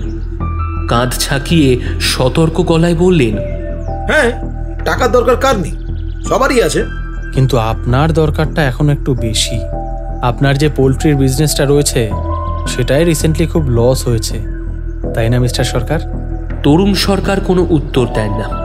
সাক্ষ্য আবারও বলে ওঠে, আচ্ছা মিস্টার সরকার, আপনার বাবার এক বন্ধুর তো অ্যান্টিকের বিজনেস আছে, তাই না? am I রাইট মিস্টার সরকার? তরুণ এবারও কোনো উত্তর দেয় না, শুধু স্থির জ্বলন্ত দৃষ্টিতে ওদের দিকে তাকিয়ে থাকেন চুপচাপ। সাক্ষ্য বলে যায়, অ্যাকচুয়ালি এখানে আমাদেরও খানিকটা ভুল হয়েছে। প্রথম দিন থেকেই যদি সতর্ক হতাম তাহলে রমেনবাবুর মৃত্যুটা হয়তো কোনোভাবে আটকানো পসিবল হতো। But anyways, we can't rewind our actions. তাই মূল প্রসঙ্গে আসা যাক। পয়সাগুলো বের করে দিন তরুণবাবু। সাক্ষ্যর বলা শেষের কথাটা এতটাই আকস্মিক ছিল যে শুধু তরুণ সরকারেরই নয়, ঘরে উপস্থিত বাকিরাও স্থির হয়ে গেল মুহূর্তের মধ্যে। এমনকি প্রকৃতি আর কুশলকে দেখেও বোঝা যাচ্ছে না যে ওরাও বেশ অবাক হয়েছে। তরুণ সরকার শুধু চাপা গলায় জিজ্ঞেস করলেন, মানে? সাক্ষ্য হাসল। মানেটা আমাদের থেকে আপনিই বোধহয় বেশি ভালো বুঝতে পারছেন মিস্টার সরকার, তবে পয়সাটা দিয়ে দিলেই ভালো করবেন। এমনিতেও ওগুলো রেখে আপনার বিশেষ কোনো লাভ হবে না, কারণ ওগুলো তো নকল। এবারের মানে শব্দটা উচ্চারণ করতে গিয়ে তরুণের নিচের পাটির চোয়ালটা হঠাৎ যেন ঝুলে পড়ল। মনে হলো কেউ যেন ইলেকট্রিকের চাবুক দিয়ে শক দিয়েছে ওকে। নিয়ে যাও, নিয়ে যাও, ওই অভিশাপ তোমরাই নিয়ে যাও। ও জিনিস অভিশপ্ত। আমার সংসার খেয়েছে, স্বামীকে খেয়েছে, আর এখন আমার ছেলেকেও। কারোর কিছু বুঝে ওঠার আগেই উদ্ভ্রান্তের মতো বিলাপ করে উঠলেন রমেশ তরফদারের বিধবা স্ত্রী শশীবালা দেবী।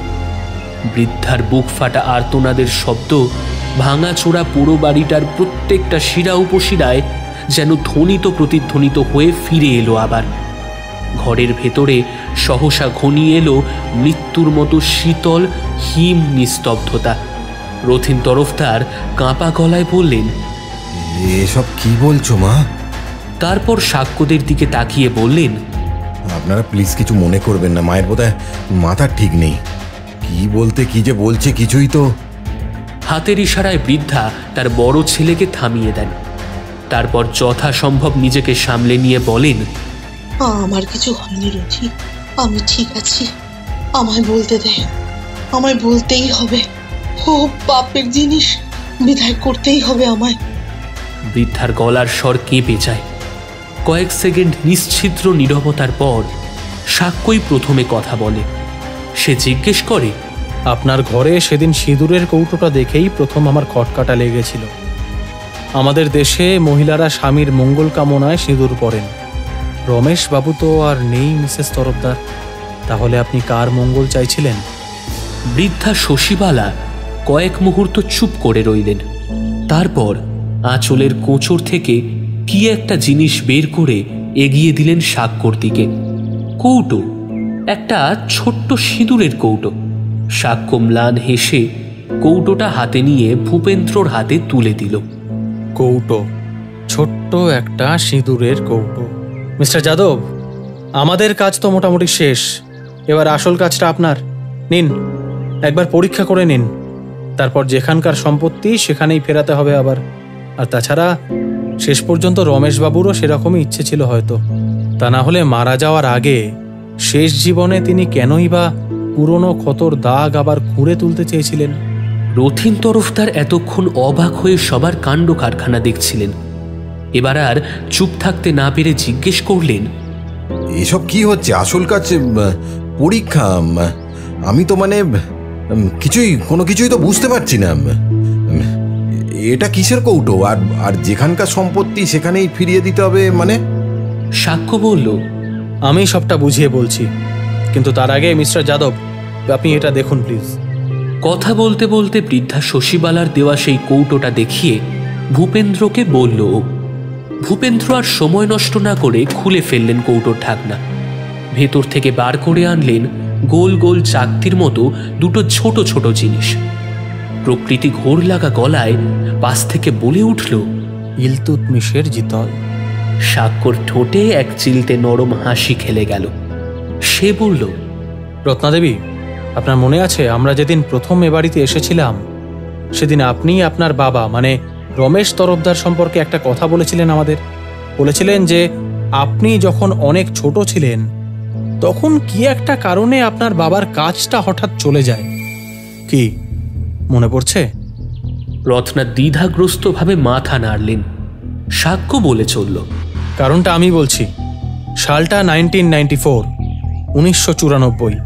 বেনারসের একটি মিউজিয়াম থেকে দুটো মহামূল্যবান অ্যান্টিক হঠাৎই বেপাত্তা হয়ে যায়। প্রায় 700 থেকে 750 বছরেরও বেশি পুরনো দুটো প্রাচীন তাম্র মুদ্রা বা জিতল। ঘটনার মূল দোষী হিসাবে মিউজিয়ামের একজন রক্ষীকে সন্দেহ করা হয়, কিন্তু অনেক খানা তল্লাশির পরেও তার কাছ থেকে মুদ্রা দুটো পাওয়া যায় না। ফলে উপযুক্ত প্রমাণের অভাবে সেই রক্ষীর উপরে কোনো রকম আইনানুগ স্টেপ নেওয়া যায়নি ঠিকই, কিন্তু চুরির সন্দেহে তার কাজটি খোয়া যায়। মিসেস তরফদার, আমি কি ঠিক বলছি? শশীবালা আঁচলের খুঁট দিয়ে চোখ মুছলেন আবার, তারপর ভাঙা ভাঙা গলায় বললেন, আজ আর মিথ্যে বলবো না বাবা।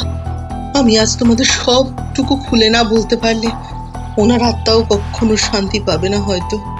তুমি ঠিকই বলেছ, শেষ জীবনে এসে উনিও চেয়েছিলেন যেখানের জিনিস সেখানেই ফিরিয়ে দিতে, চেষ্টাও করেছিলেন, কিন্তু ভরসা পাননি। তাছাড়া সময় পেলেন কোথায়? তার আগেই তো।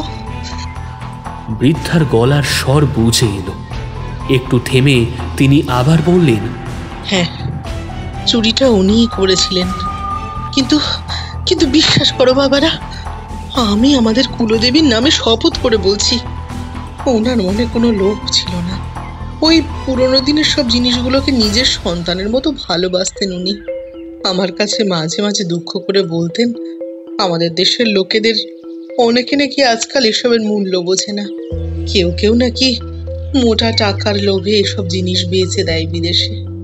উনি বলতেন, মিউজিয়ামে যেসব জিনিস সাজিয়ে রাখে তার বেশিরভাগই নাকি নকল, ভেতরে ভেতরে সবই নাকি ছলা করা থাকে। তারপর সেই দিনটা এলো, উনি তখন কাজ নিয়ে বারাণসীতে থাকতেন। একদিন দুপুরবেলা কাউকে কিচ্ছু না জানিয়ে বাড়ি চলে এলেন হঠাৎ। বললেন আর নাকি কাজে যাবেন না। আমি অনেক জিজ্ঞাসা করলাম কি হয়েছে। প্রথমটায় কিছুই বললেন না। তারপর অনেক পরে দুটো অদ্ভুত দেখতে ছোট্ট ছোট্ট গোল চাকতির মতো জিনিস আমার হাতে তুলে দিয়ে বললেন, শশী, শশী, এই দেখো আমাদের আরো 2 ছেলে। আজ থেকে ওরা আমাদের সাথেই থাকবে, বুঝেছ? আমার তো কিছুই মাথায় ঢুকছিল না। জিজ্ঞেস করলাম, এগুলো কি? উনি হেসে বললেন, ওগুলো নাকি কোনো এক রাজার মোহর, অনেক পুরনো আর অনেক নাকি দাম তার। বললেন আর সেই দামের কারণেই নাকি কাল হয়েছে এদের। মিউজিয়ামের ভেতরেই একদল লোক নাকি ওগুলোকে পাচারের চেষ্টা করছিল। এতকাল এসবের কথা শুনতেন, তাই নিয়ে আমার কাছে গল্পও করতেন, কিন্তু এবারে সত্যি নিজের চোখের সামনে এমন ঘটনা ঘটতে থেকে উনি আর চুপচাপ মেনে নিতে পারেননি। আর তাই একরকম প্রায় মরিয়া হয়ে ওগুলোকে সরিয়ে আনতে বাধ্য হন উনি। তারপর থেকে আমাদের কাছেই রয়ে যায় ওগুলো। অনেক ঝড় ঝাপটা এসেছে, কত রাত যে না খেয়ে খেয়ে উপেস করে কেটেছে আমাদের, তার হিসেব নেই। তবুও দুটোকে কিছুতেই নিজের কাজ ছাড়া হতে দেননি। কিন্তু যত দিন যাচ্ছিল, বয়স বাড়ার সাথে সাথে বুঝতে পারছিলেন আর হয়তো খুব বেশি দিন ওগুলোকে আগলে রাখতে পারবেন না উনি। তাই নানা জায়গায় যোগাযোগ করে ভেতরে ভেতরে চেষ্টা করছিলেন যদি কোনোভাবে কোনো বিশ্বস্ত মাধ্যমে ওগুলোকে ফিরিয়ে দেওয়া যায়। কিন্তু ওর কথা কে বা বিশ্বাস করত? সবাই তো ওকেই দোষী ভাবত, চোর অপবাদ দিত। আবার শেষের দিকে এসব নিয়ে ভাবতে ভাবতেই বোধহয় মাথাটা কেমন খারাপ হয়ে গেছিল। সারাদিন শুধু বলতেন, আমার 2 ছেলে সবাইকে দেখবে। বৃদ্ধা মুখে আঁচল চাপা দিলেন। কান্নার দমকে তার পিঠটা ফুলে ফুলে উঠছে বারবার। সাক্ষ্য একটু চুপ করে থেকে বলল, রমেশবাবু নিজের ছেলেদের খুব ভালোভাবে চিনতেন। তিনি জানতেন যে এক না একদিন এই জিনিস তারা ওর কাছ থেকে যেভাবেই হোক আদায় করেই ছাড়বে। তাই আগে থাকতেই তিনি সতর্ক হয়েছিলেন। তৈরি করে রেখেছিলেন দুটো রেপ্লিকা, অর্থাৎ সহজ কথায় বলতে গেলে দুটো একই রকম দেখতে নকল মুদ্রা। আর সেটাই আপনার কাছে রয়েছে মিস্টার সরকার। কে, তাই তো মিস্টার যাদব? ভূপেন্দ্র যাদব সম্মতিতে মাথা নাড়ালেন। তরুণ সরকারের ঠোঁটে হঠাৎ যেন এক চিলতে ব্যঙ্গের হাসি খেলে গেল। সাপের মতো হিসহিসে গলায় বললেন, ভুল ভুল, সব ভুল। বাবা কোনো নকল মুদ্রা করেই যাননি, তাহলে ওর কাছে নকল আসবে কোথা থেকে? আরে নকল তো আছে আপনাদের কাছে। আমি নিজে নিধু সাকরার দোকান থেকে করিয়ে এনে পাল্টেছি আসলের সঙ্গে। কেউ ধরতে পারেনি, আপনারাও না। হ্যাঁ, উন্মাদের মতো হেসে উঠলেন তরুণ সরকার। আচ্ছা, আপনি যখন নিজেই করিয়ে এনেছেন তখন তো আমাদের আর কিছুই বলার নেই। Arrest him mister Barman. সাক্ষ্যর কথায় আদিত্য উঠে পায়ে পায়ে এগিয়ে গেল তরুণের দিকে। তরুণ সম্ভবত পালানোর চেষ্টা করছিলেন, কিন্তু পারলেন না, কারণ দরজার কাছে দাঁড়িয়ে থাকা সেদিনের সেই কনস্টেবলটি তাকে মুহূর্তে চাপটে ধরল। তরুণের ফ্যাকাশে মুখে এখন ভয়ের থেকেও বিস্ময়ের ভাবটা অনেক বেশি। তার মধ্যেও কোনো মতে বললেন, আমি কিছু করিনি, কিচ্ছু করিনি আমি। তরুণ অফিসারটি হাসলেন, এবার বললেন, sorry mister Sarkar, we have your statement. একটু আগে আপনি নিজে মুখে নকল মুদ্রা তৈরি করে আসলগুলোর সাথে ইন্টারচেঞ্জের কথা স্বীকার করেছেন। এবারে ভালোই ভালো আসল জিনিস দুটো বের করে ফেলুন, আদারওয়াইজ আমরা কিন্তু আমাদের কাজ খুব ভালো করে জানি মিস্টার সরকার। কেটে কেটে শেষের শব্দগুলো উচ্চারণ করলেন ইন্সপেক্টর আদিত্য বর্মন। তাহলে রমু ওর বাবাকে ও চুরি করেনি? হে ঠাকুর, এ কোন পাপ তুমি করালে আমায় দিয়ে?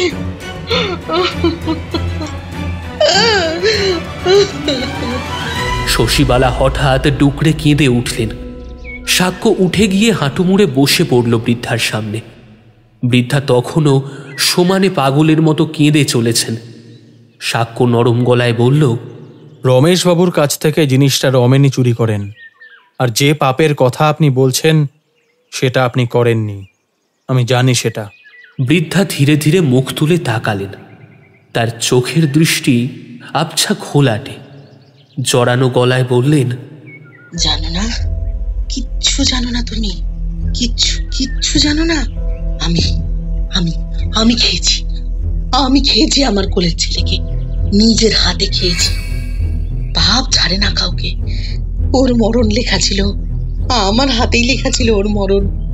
এক কুলার নারকে পেটে ধরেছিলাম। আমি যে টাকার লোভে নিজের বাপরেও বলি দিতে ছাড়ে না, আর তারই মাসুল গুনতে হচ্ছে আমায়। পাপকে জন্ম দেওয়ার মাসুল। বৃদ্ধা চিৎকার করে কেঁদে উঠলেন আবার। ঘরের ভেতরটা মৃত্যুর মতো নিস্তব্ধতায় ভরে উঠল। সাক্ষ্য ধীরে ধীরে বলল, আমার অনুমান যদি ভুল না হয়, তবে রমেন হয়তো জিনিস দুটো কোথায় রাখা আছে সেই আন্দাজ করেছিলেন। টুবু আমাকে বলে যে ওর দাদু নাকি ওকে বলেছিল দাদুর ছেলেরা নাকি তার প্রাণ ভোমরায় থাকে। হ্যাঁ, প্রাণ ভোমরা। একজন সর্বক্ষণের হাঁপানি রোগীর কাছে ইনহেলার ছাড়া প্রাণ ভোমরা আর কী বা হতে পারে? মোহনবাবুর কাছে শুনেছি রমেশবাবুর কাছে নাকি সব সময় একটা নতুন ইনহেলার থাকতো। ওটাকে কিছুতেই ব্যবহার করতেন না তিনি কখনো। এমনকি একদিন ইনহেলার ফুরিয়ে গিয়েছিল, হাঁপানির টানে প্রচণ্ড কষ্ট পাচ্ছিলেন উনি, কিন্তু তবুও নাকি ওই নতুন ইনহেলারের কৌটোটায় একবারের জন্যেও তিনি হাত ছোঁয়াননি। রমেন তরফদার বুদ্ধিমান ছেলে, আমার মনে হয় আমার মতো উনিও বুঝতে পেরেছিলেন সবটা, আর তাই বাবার থেকে প্রাণ ভোমরা আদায় করার সহজ পথ হিসেবে তার সত্যিকারের প্রাণ ভোমরা মানে ইনহেলারের কৌটোটা কোনোভাবে সরিয়ে নিয়েছিল সে। আর তারপরেই রমেশবাবু মারা যান রাত্রিবেলা। শশীবালা দেবী ঘুমের ওষুধ খেয়ে ঘুমন, ফলত জানতেই পারলেন না কিছু। মনে হলো যেন অত্যন্ত স্বাভাবিক একটা মৃত্যু। তবে আমার মনে হয় শশীবালা দেবী হয়তো পরে কোনো সময় রমেন আর তরুণের কোনো কথা শুনে ফেলেছিলেন, আর তার থেকেই আঁচ করতে পারেন গোটা ব্যাপারটা। একটানা কথাগুলো বলে সামান্য থামে সাক্ষ্য। কেউ কোনো উত্তর দেয় না।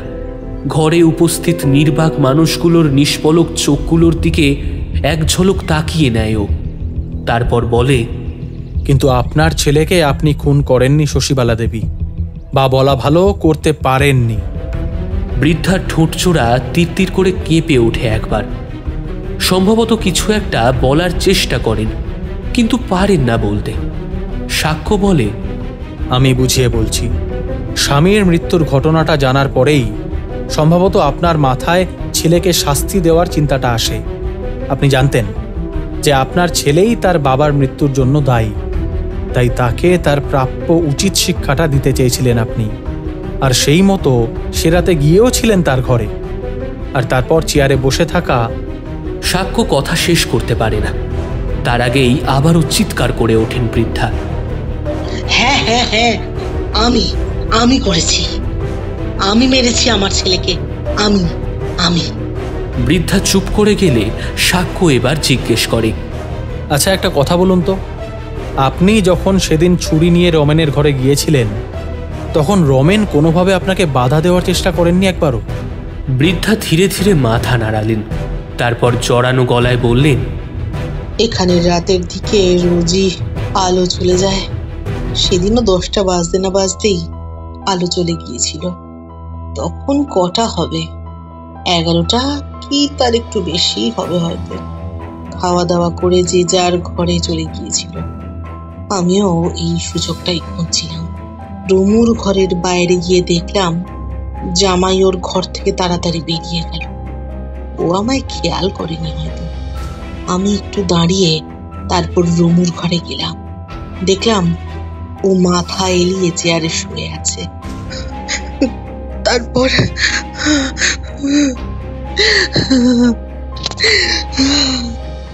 বৃদ্ধা আর কিছু বলতে পারলেন না। কান্নার দমকে তার গলার স্বর বুঝে এলো এবার। কিন্তু ওনার পক্ষে একজন পূর্ণবয়স্ক মানুষকে কি? কথাটা অসম্পূর্ণ রেখেই সাক্ষ্যর দিকে তাকায় প্রকৃতি। ওর গলায় অবিশ্বাসের সুর স্পষ্ট। সাক্ষ্য বলে, এক্স্যাক্টলি, এই কথাটা আমার মাথাতেও এসেছিল। তারপরেই থানায় মিস্টার বর্মনের কাছে শোনা ফরেন্সিকের প্রাথমিক বয়ানটা মনে পড়ে গেল আমার। উনি বলেছিলেন ভিকটিমের বডিতে নাকি 2টো ইনজুরি পাওয়া গেছে, একটা ক্ষত মাথায় যেটা বেশ গভীর, আর দ্বিতীয়টা স্ট্যাবিং পেটের কাছে, যেটা একেবারেই মাইল্ড, যার ফলে মৃত্যু কখনোই সম্ভব নয়। অর্থাৎ শশীবালা দেবী যখন ছেলেকে আঘাত করেন তখন তিনি সম্ভবত মারাই গিয়েছিলেন। কুশ হড়বড় করে জিজ্ঞেস করে, তাহলে খুনটা করলো কে? সাক্ষ্য স্থির চোখে তরুণের দিকে তাকায়, বলে, সেদিন শশীবালা দেবী কাকে রমেনের ঘর থেকে বেরোতে দেখেছিলেন মিস্টার সরকার? তরুণ তুমি? রথিন তরফদারের মুখ থেকে প্রায় যন্ত্রচালিতের মতোই বেরিয়ে এলো শব্দ দুটো। তার চোখের দৃষ্টি বিস্ফারিত। তরুণ সরকারের মুখ থেকে চাপা গোঙানির মতো একটা শব্দ বেরিয়ে এলো। কনস্টেবলটা এখনো শক্ত করে ধরে আছে তাকে। সেই অবস্থাতেই কাঁপা কাঁপা গলায় তিনি বললেন, বিশ্বাস করুন, বিশ্বাস করুন, আমি ছোটদাকে মারতে চাইনি। জিনিসটার খদ্দের আমি ঠিক করেছিলাম, কিন্তু ও ঘোড়া ডিঙিয়ে ঘাস খেতে চাইছিল। আমাকে বাদ দিয়ে আমারই ঠিক করা লোকের কাছে জিনিসটা বিক্রি করে পুরো টাকাটা একাই নিতে চাইছিল ও। সেটা নিয়ে ও কথা বলতে ওই রাতে ওর ঘরে গিয়েছিলাম আমি। ও নেশা করেছিল, নেশার করে অনেক উল্টো পাল্টা কথাও বলে আমাকে। বলে সবাইকে বলে দেবে আমি একাই নাকি 2টো জিনিস ছড়িয়েছি। তাতেও চুপ করেছিলাম, কিচ্ছু বলিনি। কিন্তু শেষটায় ও যখন আমাকে গলা ধাক্কা দিয়ে ঘর থেকে বের করে দিতে চাইল, আমি আর মাথা ঠিক রাখতে পারলাম না। রাগের মাথায় পাল্টা একটা ধাক্কা দিলাম জোরে। ওর ডাল সামলাতে না পেয়ে ছিটকে পড়ে গেল, আর ওর মাথাটা খাটের কোনায়। ছোটদা যখন পড়ে গেল আমি প্রথমটা বুঝতে পারিনি। তারপর যখন দেখলাম ও আর নড়ছে না, অনেক ডাকলাম কিন্তু সাড়া পেলাম না। কি করব বুঝতে না পারে কোনো মতে চেয়ারের উপর এলিয়ে দিলাম ওর শরীরটা।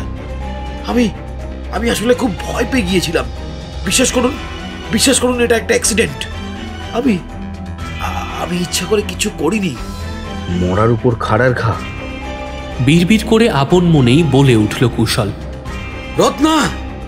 ধপ করে একটা শব্দ, আর সেই সাথে রথিনের ডাকে চমক ভাঙল সবার। রত্না দেবীর শরীরটা কখন যেন এলিয়ে পড়েছে মেঝের উপর। একে একে বাইরের উঠানটায় বেরিয়ে এলো সবাই। হঠাৎ কি মনে হতে আবার পেছন ফিরল সাক্ষ্য। পায়ে পায়ে এগিয়ে গেল পেছনে দাঁড়িয়ে থাকা রথিন তরফদারের দিকে। তারপর পকেট থেকে কি একটা কার্ড বের করে ওকে দিয়ে বলল, এখানে একটা নম্বর আর ঠিকানা দেওয়া আছে, যোগাযোগ করে নেবেন। আমি কথা বলেছি, 10,000-এর কিছু বেশি হয়তো পাবেন। তবে একটা ছোট রিকোয়েস্ট আছে।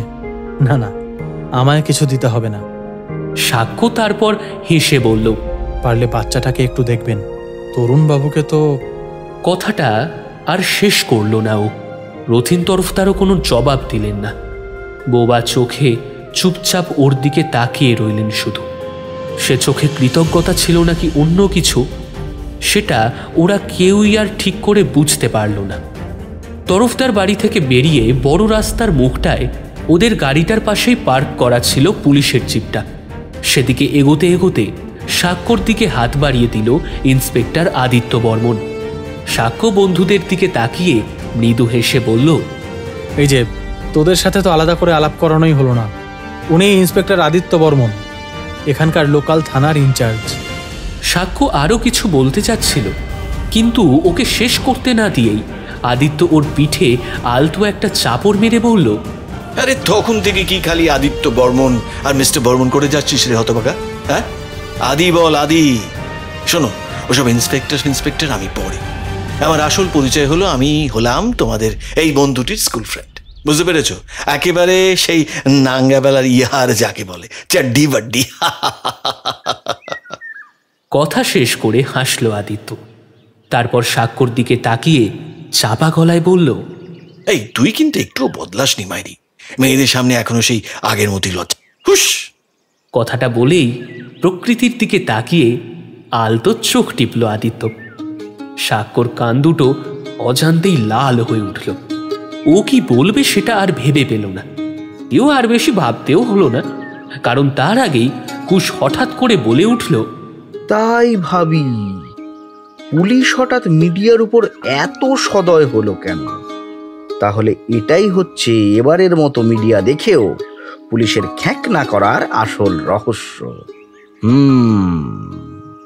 ওর কথায় একসাথে হো হো করে হেসে উঠল সবাই।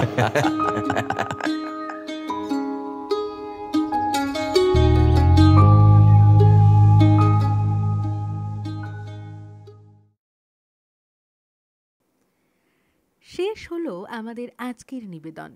কেমন লাগলো জানাতে ভুলবেন না নিচে থাকা কমেন্ট বক্সে। আর যদি ভালো লেগে থাকে তাহলে অবশ্যই সাবস্ক্রাইব করে পাশে থাকা বেল আইকন প্রেস করে অল নোটিফিকেশন অন করে দিন, যাতে আমাদের চ্যানেলে আসা গল্পের আপডেট সবার আগে আপনার কাছে পৌঁছায়। আজকের জন্য বিদায়, শুভরাত্রি, ধন্যবাদ। দেখা হচ্ছে আগামী সপ্তাহে ঠিক একই সময় অনলি অন থ্রিলার স্টোরি বাংলাতে।